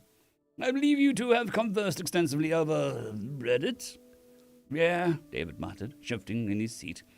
This is the real deal, isn't it? You really are from England, just to see me. You really from England just to see me? Of sorts, yes, I replied, reaching into my pockets. You're the best lead that we've had in this part of the country, and if you and your suspicions are correct, I can offer you a new and better life. I then retrieved a blood test from my pocket. All we need is a drop of blood, and we can narrow down the origins of your abilities. What? David exclaimed in a hushed whisper. A drop of my blood? That's some real serial killer-sounding crap. The blood test honestly looked a little hokey. Some small plastic packet with 2 clear chemical vials, a saline solution, and an activator. some specialized litmus paper, and some extra sharp tweezers. Deciding demonstration was going to be the better part of way. Deciding demonstration was going to be a better way of convincing David than trying to explain it. I took the saline drops and wet the paper before using the tweezers to cut the cuticle of my left thumb. Don't cut the palm of your hands, kids, before squeezing out a drop onto the paper. I then dosed the activator onto the paper, a good soaking, but I knew nothing was going to happen, so my paper remained red. I pushed the seat over to Harry. I pushed the set over to Harry. Your turn. Harry nipped the tip of his finger despite my demonstration from earlier and let his own blood stain the paper. I watched David, knowing what was going to happen next. As Harry applied the activator, his blood turned a pale shade of blue, and a small spark jumped from the paper, which was a nice touch, really. David's eyes stared at the paper, and I, as the responsible adult of the table, handed Harry a Band-Aid from the pack. Harry has a small amount of demonic blood, just like you, but he takes medication to control the more chaotic side of that unfortunate heritage. As Harry pushed the litmus paper over to David, he let the white of his eyes turn black, his brown irises glowing gold for an instant. David stared between Harry and the paper, snatching the tweezers without saying a word. I'd say he was a little too eager to draw his own blood, but for many finding out where your... Yes, the elusive land of Reddit.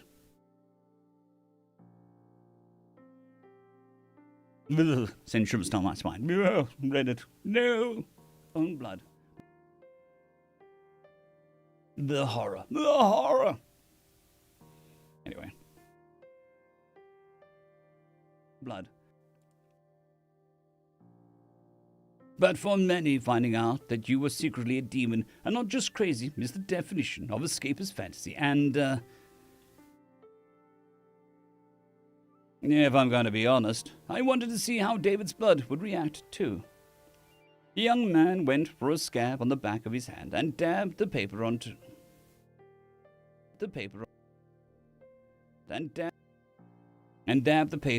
the reopened wound before reaching for the activator. The paper just about exploded. Green sparks and smoke leapt from the page, and even I jumped to avoid the sparking my hair. Harry swatted the paper from David's hand and squashed the flames.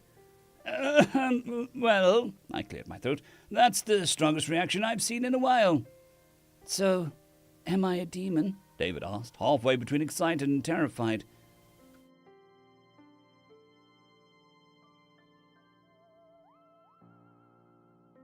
Yeah, fair enough. Or Reddit Craigslist, just like a hybrid. Yes, Craigslist, ooh. Fight. You were at least half of one, young man, which is truly saying something. I patted my coat pocket, reassuring myself that my cigarettes were still there, waiting for me. If we ever find your father, I need to interview him. David's expression turned dark, and I internally punched my own face for saying something so stupid. Staying awake till 3 a.m. was starting to get to me. When did I become so old? And then you're going to kill him, right? David glared me down. That's murder, David. That's murder, David, Harry reminded our guest. But he was a monster. He fecked up my entire life, David growled. Yes, well, unfortunately, murdering a monster is still illegal, I retorted. This is bullshit. I thought you were going to help me hunt him down, David yelled, forgetting all pretense to stay quiet and unassuming. The lights in the diner began flickering on and off. The waitress and cook looked over wearily. Harry stood and left the table to approach the onlookers as I kept David's focus on myself. We are not hunters because we do not need to be. Demons are impulsive, violent, and unstable. I stood up and placed my hand on David's shoulder. Most of them end up in jail, high on whatever available. Most of them end up in jail, high on whatever available, or shot dead in some ditch. Even with all their powers, very few of them can survive the modern age. David's eyes were black. Green irises glowed in the dark behind the magic. I could see the fury and the pain. My own human eyes didn't look away. Even with all their powers and longevity, what they have done with such power, nothing. Even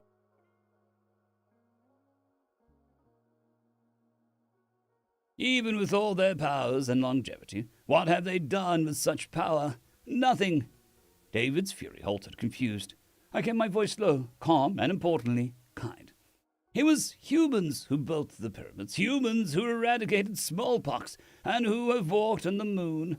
Electricity, the internet, the Louvre, the Hague, Sophia, the AK-47s, intercontinental missiles, and so on.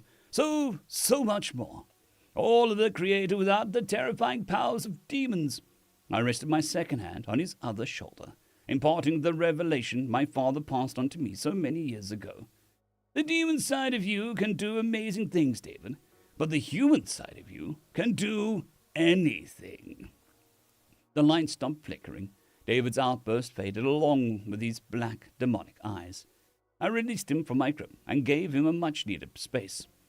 I won't force you to come with us, and we can't erase the pain that you have suffered, but we can ease your hardship and offer you a chance to have a better life. And you don't even have to see my smug face again if you don't want to.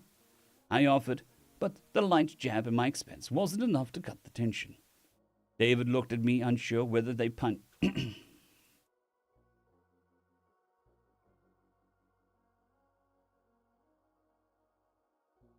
David looked at me, unsure of whether he punches me or breaks.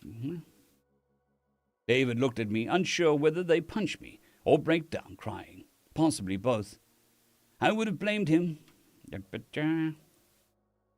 I wouldn't have blamed him for either reaction. We can give you a couple of days to think about it. We can give you a couple of days to think about it, Harry interjected. You can give us a DM when you're ready. David nodded and pulled his shoulder away from my hand, grabbed his bag and ran off into the night. Harry slumped back into the booth, looking at me like an idiot I am. You nearly lost him in that first half. You need a better opening, Derek. I know, I agreed, fishing out a cigarette from my pocket. It's been a while since I've had to make that speech. I'm a little rusty. A year and 2 months, really. But I still meant every word. I'll meet you back at the hotel. I'll meet you back at the hotel. I need a moment, I said, waving the death stick between my fingers. Harry sighed and grabbed the rest of our things while I stepped out for a moment of reflection. My lit cigarette glowed gently in the dark of the alleyway. The smoke filled the air as I let it out. As I let it and the frustrations escape me. I'd been there once, the anger and the drive to inflict the same pain I felt onto others responsible. And when that didn't work, I turned it on myself, hoping it would stop. In reality, a human like me had no chance against even a partially awoken half-blood demon. But it's not my duty to raise the sword. It is to offer the sanctuary so often denied to them, and the kind words so desperately need to hear. And the kind words they so desperately need to hear. We do not need to hunt demons, for we have already won. We only need to care for those left ruined in their wake. End of story. Update.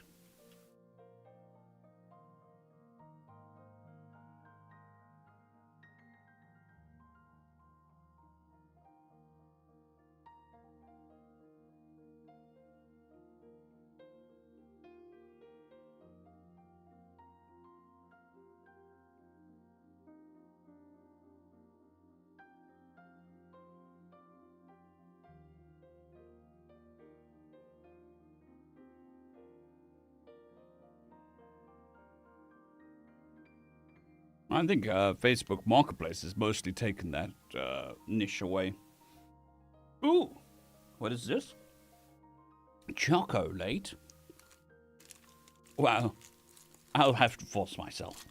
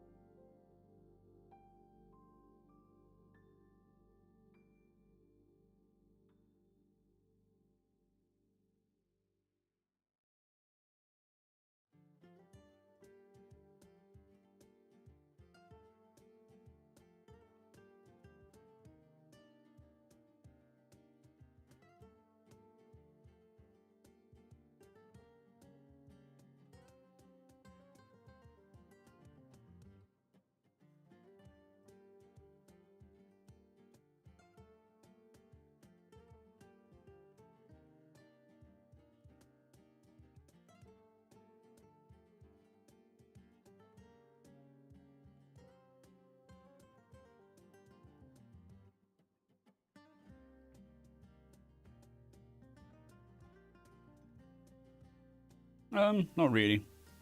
I normally ate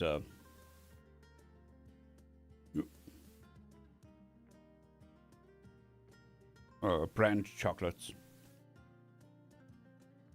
So, I mean, it's got the same brands mostly, and a bunch more that I've never had before. There's more variety here. I'm just trying to think of maybe Caramello.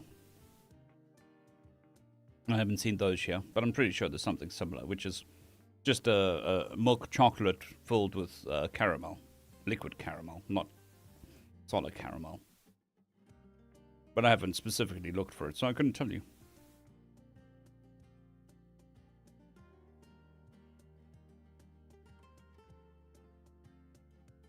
Nope. I'm just going through the... no. Bounty was my favorite. 5-star, I think, is one Nash. A Nash bar. PS bars. I haven't seen PS bars yet. That's a super common one. But I'm pretty sure that it's a British thing.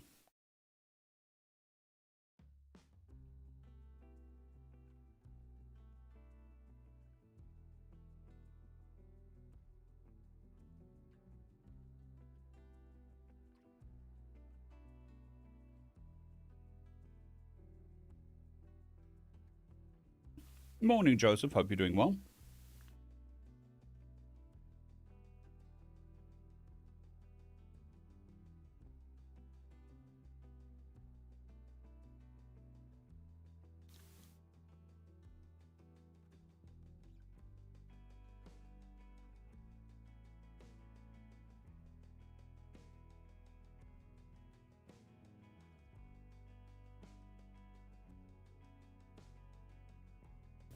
I'm going to take a quick short break.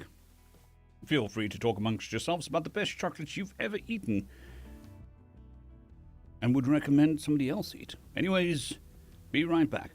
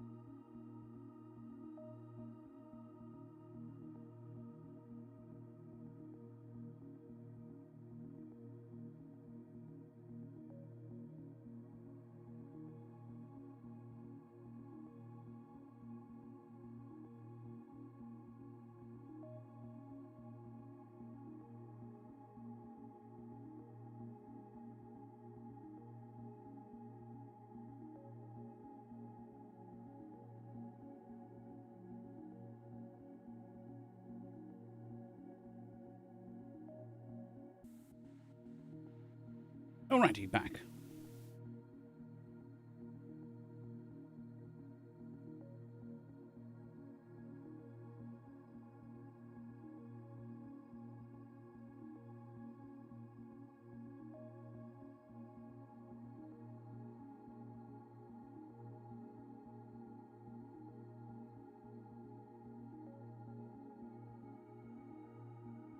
Yeah, Rolo's pretty common. There's also Rolo, not milkshake, ice cream.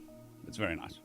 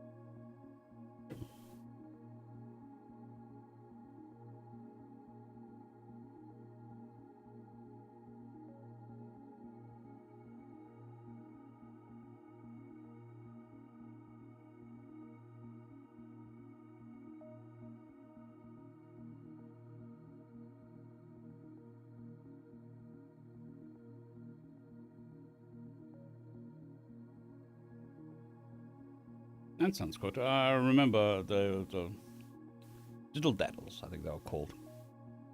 Chocolate-covered popcorn, and then also caramel-covered popcorn.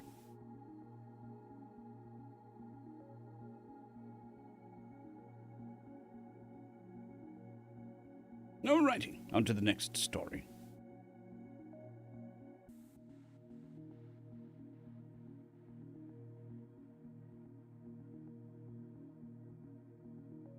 Greetings, ladies and gents, and welcome to this latest edition of Tales from Outer Space, where I take stories from across the internet and read them for your entertainment. This particular story is called In What Way Is He a Healer?, written by Redundant Fridge. Just a quick note that I stream every day at 9 a.m. GMT+1 on both Twitch and on YouTube, and I would like... and I'd be honored if you popped past and said hello. Anyways, on to the story.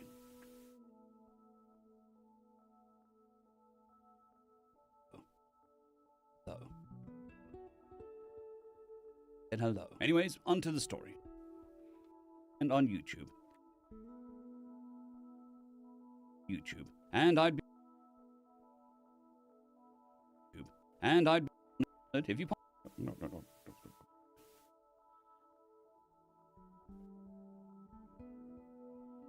On YouTube. And I'd be honored.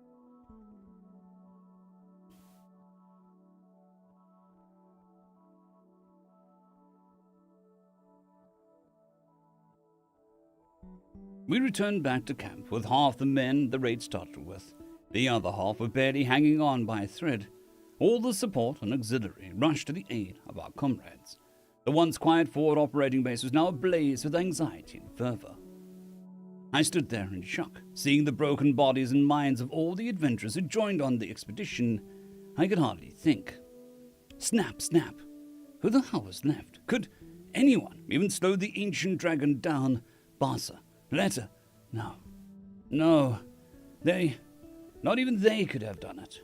We have to abandon the mission. This land, we'll lose this land to gain a few more days. We have to. It's a state of emergency. Even the Emperor has to acknowledge that fact. Snap, snap. Feck me. The Lord should have sent their armies for this. Those selfish bastards, because of them, everyone... Snap, snap, snap, snap, snap. I finally acknowledged the sound of someone snapping their fingers in my face. Hey, leader, you good? When I came out of my stupor of thought, I saw a human standing right in front of me. I don't recognize him at all, especially when he was wearing some unusual orange gear. Even more ridiculous is the fact that he was wearing such a thick gear in this heat. In spite of that, He wasn't sweating a droplet. "Who are you?" I eyed him up and down. No obvious adventuring tags, no demarcation of guild or league. Wait, where the hell was his weapon? Is it a strange subject? Is it the strange object wrapped in unusual cloth that's on his back? It is secured tightly to him like a cloak. "I am Franz Haliva," he patted himself on the chest, "here to inform you that Human King Alexander has sent the 2nd Peacekeeping Rapid Response Unit to provide aid." I gasped. I grasped his shoulders. It felt like grabbing the side of a mountain. "Aid? Just aid?" My breathing got heavier. The human continued staring at me. "My friend, we're going to need a lot more than just aid. There is an ancient dragon rampaging all the way. There is an ancient dragon rampaging, and all we get is..."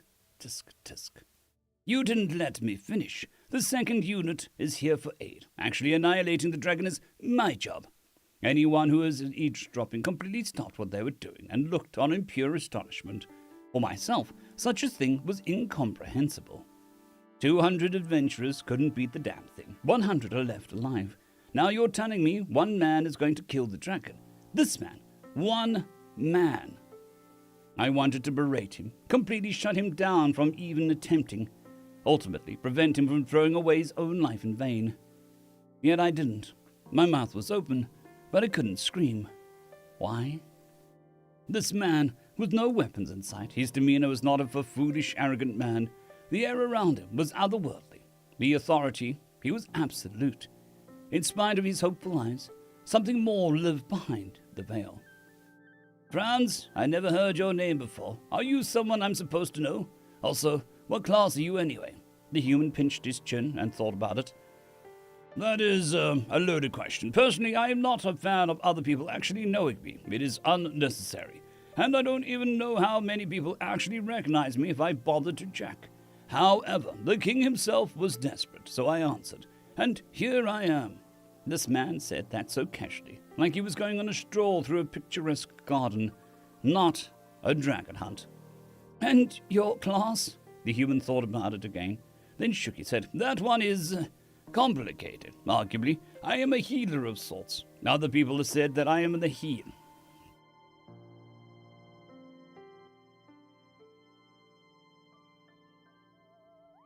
Other people have said that I am a healer. For me, I'm just a Franz. Nothing more, nothing less." In what way? In what plane of existence is that a proper answer? Whether or not someone heals should not be up for interpretation. Wait. "The human king sent a healer to slay a dragon?" He nodded his head. "Yup." I internally screamed. Okay. I slowly calmed down, breathed, then continued. "All right, Franz. I'm going to personally follow you and provide as much support as I can offer. If I see you getting overwhelmed, I'll try my hardest to save you." The human grinned at me. "I appreciate your generous offer, but have faith in me. However, if you insist, I will not stop you." After my encounter with Franz, I commanded everyone to pull back from the mission. Only Franz and I will march forward towards the dragon. We only departed once everyone packed up and left to meet the human army. On our short journey to the center of the Hell Incarnate, I noticed something particularly off about the human. His presence just didn't exist. I knew he was walking with me. I fully acknowledged that he was flesh and blood, but I felt nothing. A complete absence of magic, life force, absolutely anything that even a walking corpse would have. If anything, whatever the hell he carried on his back was a bigger presence than he did. Yet I didn't question it out loud. If the human king himself sent him, then maybe he had a trick up his sleeve. The closer we approached the epicenter of destruction, the more the weather became distorted. Ashes rained down, black clouds funneled in. It seemed as though the end of times had arrived. Through the dying lands, the corpses of civilians and adventurers became indistinguishable from scorched earth. Where we could see the distance, entire villages and even a city had been reduced to a mere shallow remains akin to lost civilizations. Upon the desecrated world, there laid an ancient dragon. Nothing alive or dead remained in its path. only absolute destruction. Everything from the finest siege engines to the most veteran of warriors were dealt with the same fate. Everything from the finest siege engines to the most veteran of warriors were dealt the same fate. The bleak luster of its black and grey scales became a backdrop for domination. For damnation. My heart pounded, sweat accumulating, my legs quivered, memories of my fallen men flashed through my head. I took a gander at Franz. His expression had hardened. Instead of the goofy grin and embracing bright eyes, the man embodied the will to fell a dragon. Only at that moment, I noticed the beast stirring. He began moving. His head pointed towards us, his eyes gleaming with pure hatred. His head pointed towards us, his eyes gleamed with pure hate.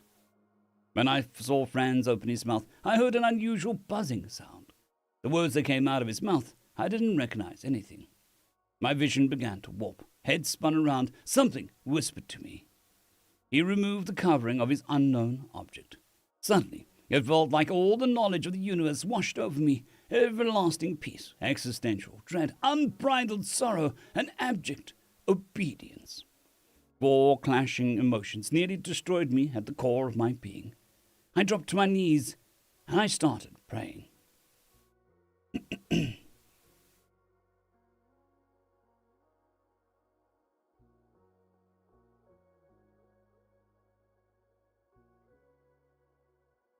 I didn't recognize the words, I uttered. What verse am I speaking in?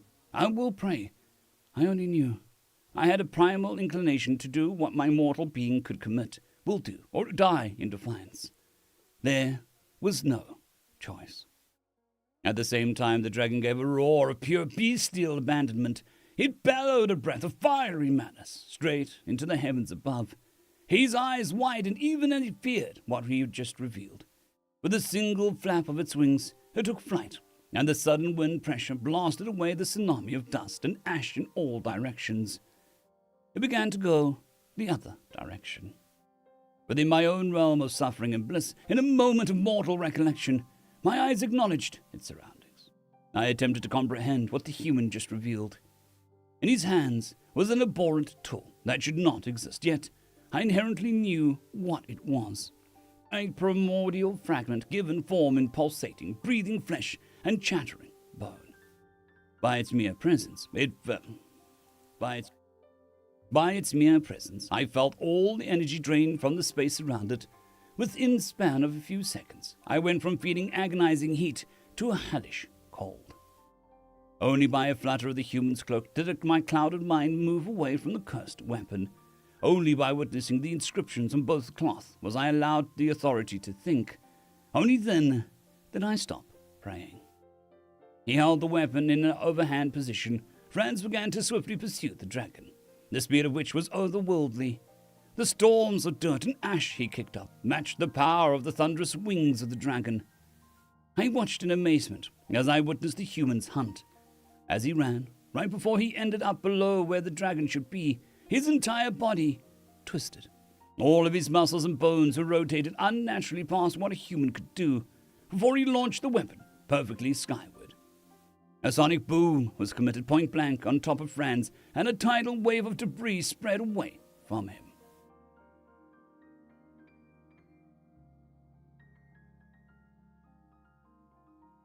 I heard the ancient dragon unleash a blood-curdling roar as it began falling down towards the earth below.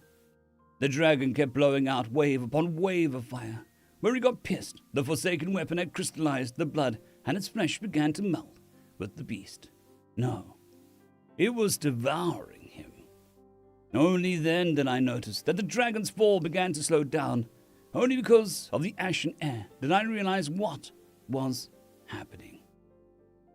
I could visibly see the air refuse to move and freeze where the two were slowly descending, until all movement ceased. Any ash that got blown into the general area stopped moving entirely. This thing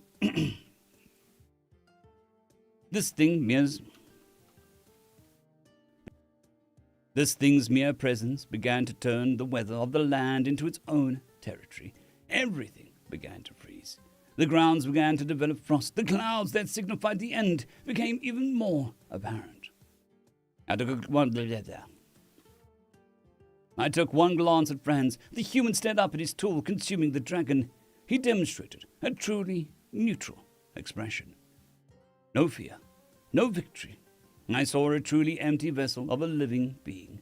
My legs failed to move. My body refused to take action. All I could do was become an observer as I witnessed the maliciously slow destruction of an ancient dragon be methodically eaten by a fragment of a being that existed before the first thread of our own concept of eternity. When I glanced over at Franz and his cloth, I immediately accepted what it was. I should have been conscious of what it was. It was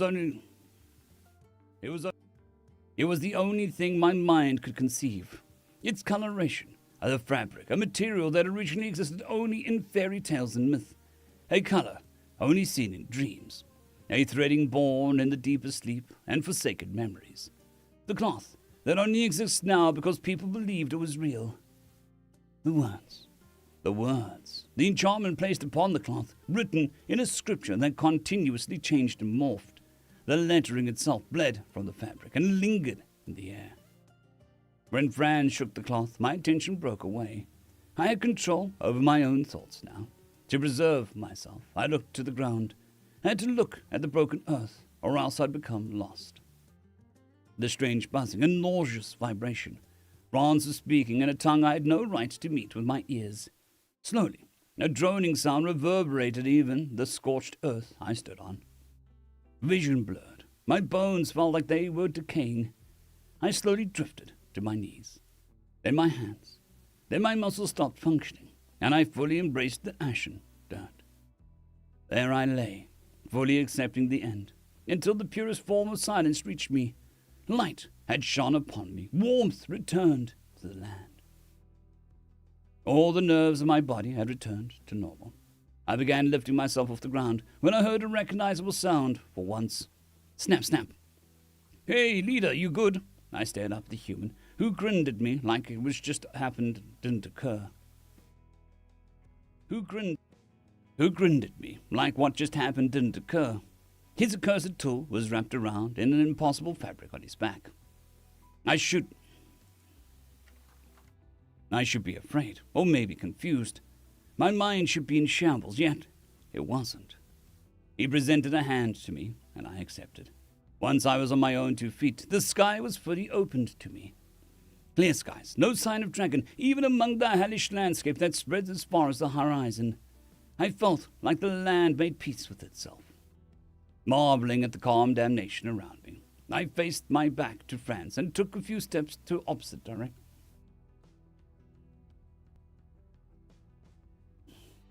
I faced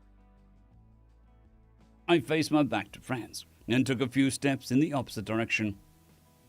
Franz, I have a personal question for you. Yeah, sure, okay, what?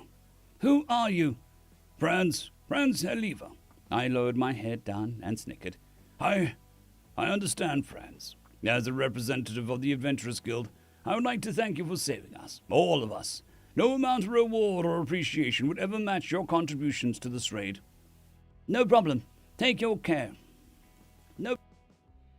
No problem. You take care of yourself, leader. I began to turn around. My name's not... Gone. Franz had disappeared from sight. Like reality itself made him vanish. Where he stood, it was obvious a being had been standing there. The prints were quickly washed away by the wind and ash. When I returned to my camp, I gave news of the dragon's defeat. The human army and the adventurers all cheered as one.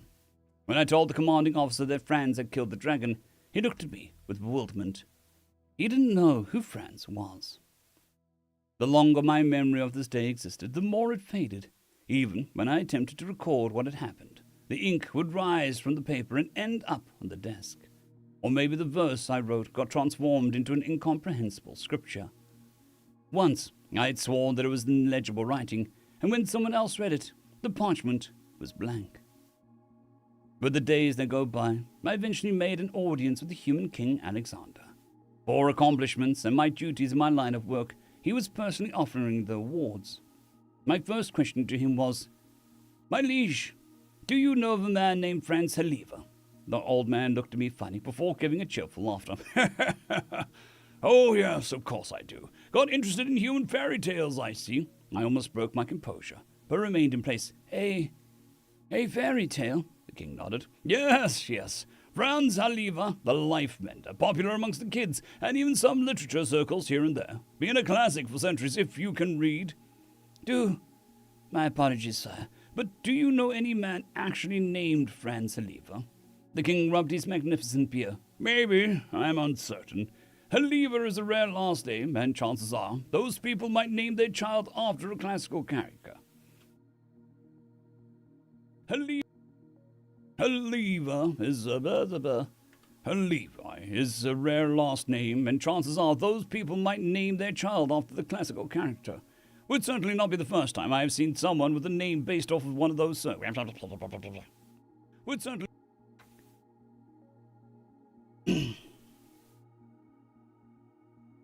Would certainly not be the first time I have seen someone with a name based off one of those circumstances. I see. Thank you. After I received my awards, I went on my own path. I visited the nearest bookstore, purchased a copy of the fairy tale Franz was apparently a part of, then headed to the nearest inn. I intended to rent a room for privacy. That was my intention. Snap. What the fuck? Hey, leader. Long time no see. End of story.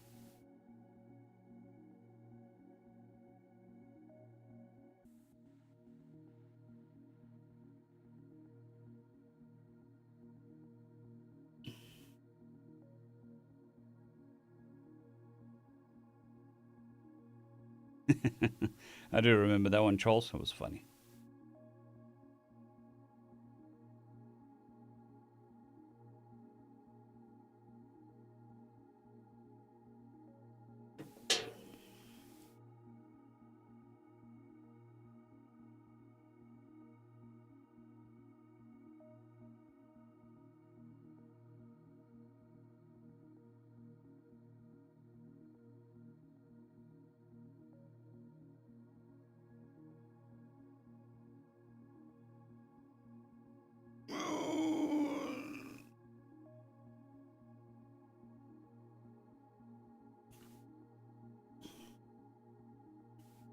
I'm not sure, James. The answer to that question is a question and answer of the times, I think.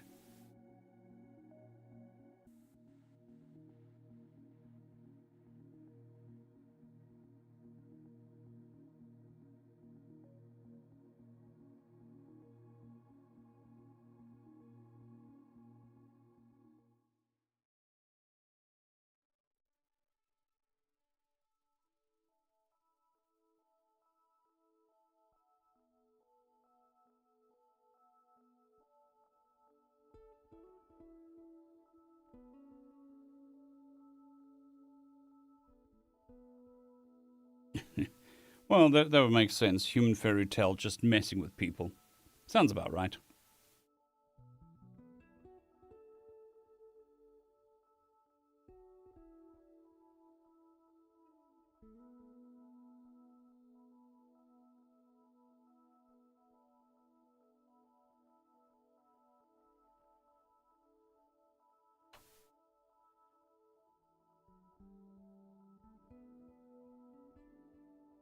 Good night, lazy comment. Thank you for popping past. Very much appreciated.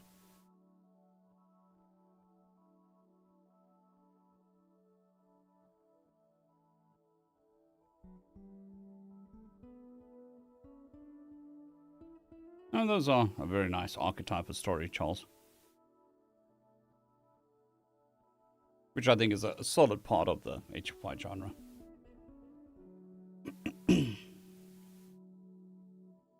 Okie dokie. With that, we are done with recording for the day. Thank you very much for spending your time with me. In this rushed day and age, any time spent is very much appreciated. Hope you all have a fantastic day, night, or whatever mayhaps be for you. And I'll be back tomorrow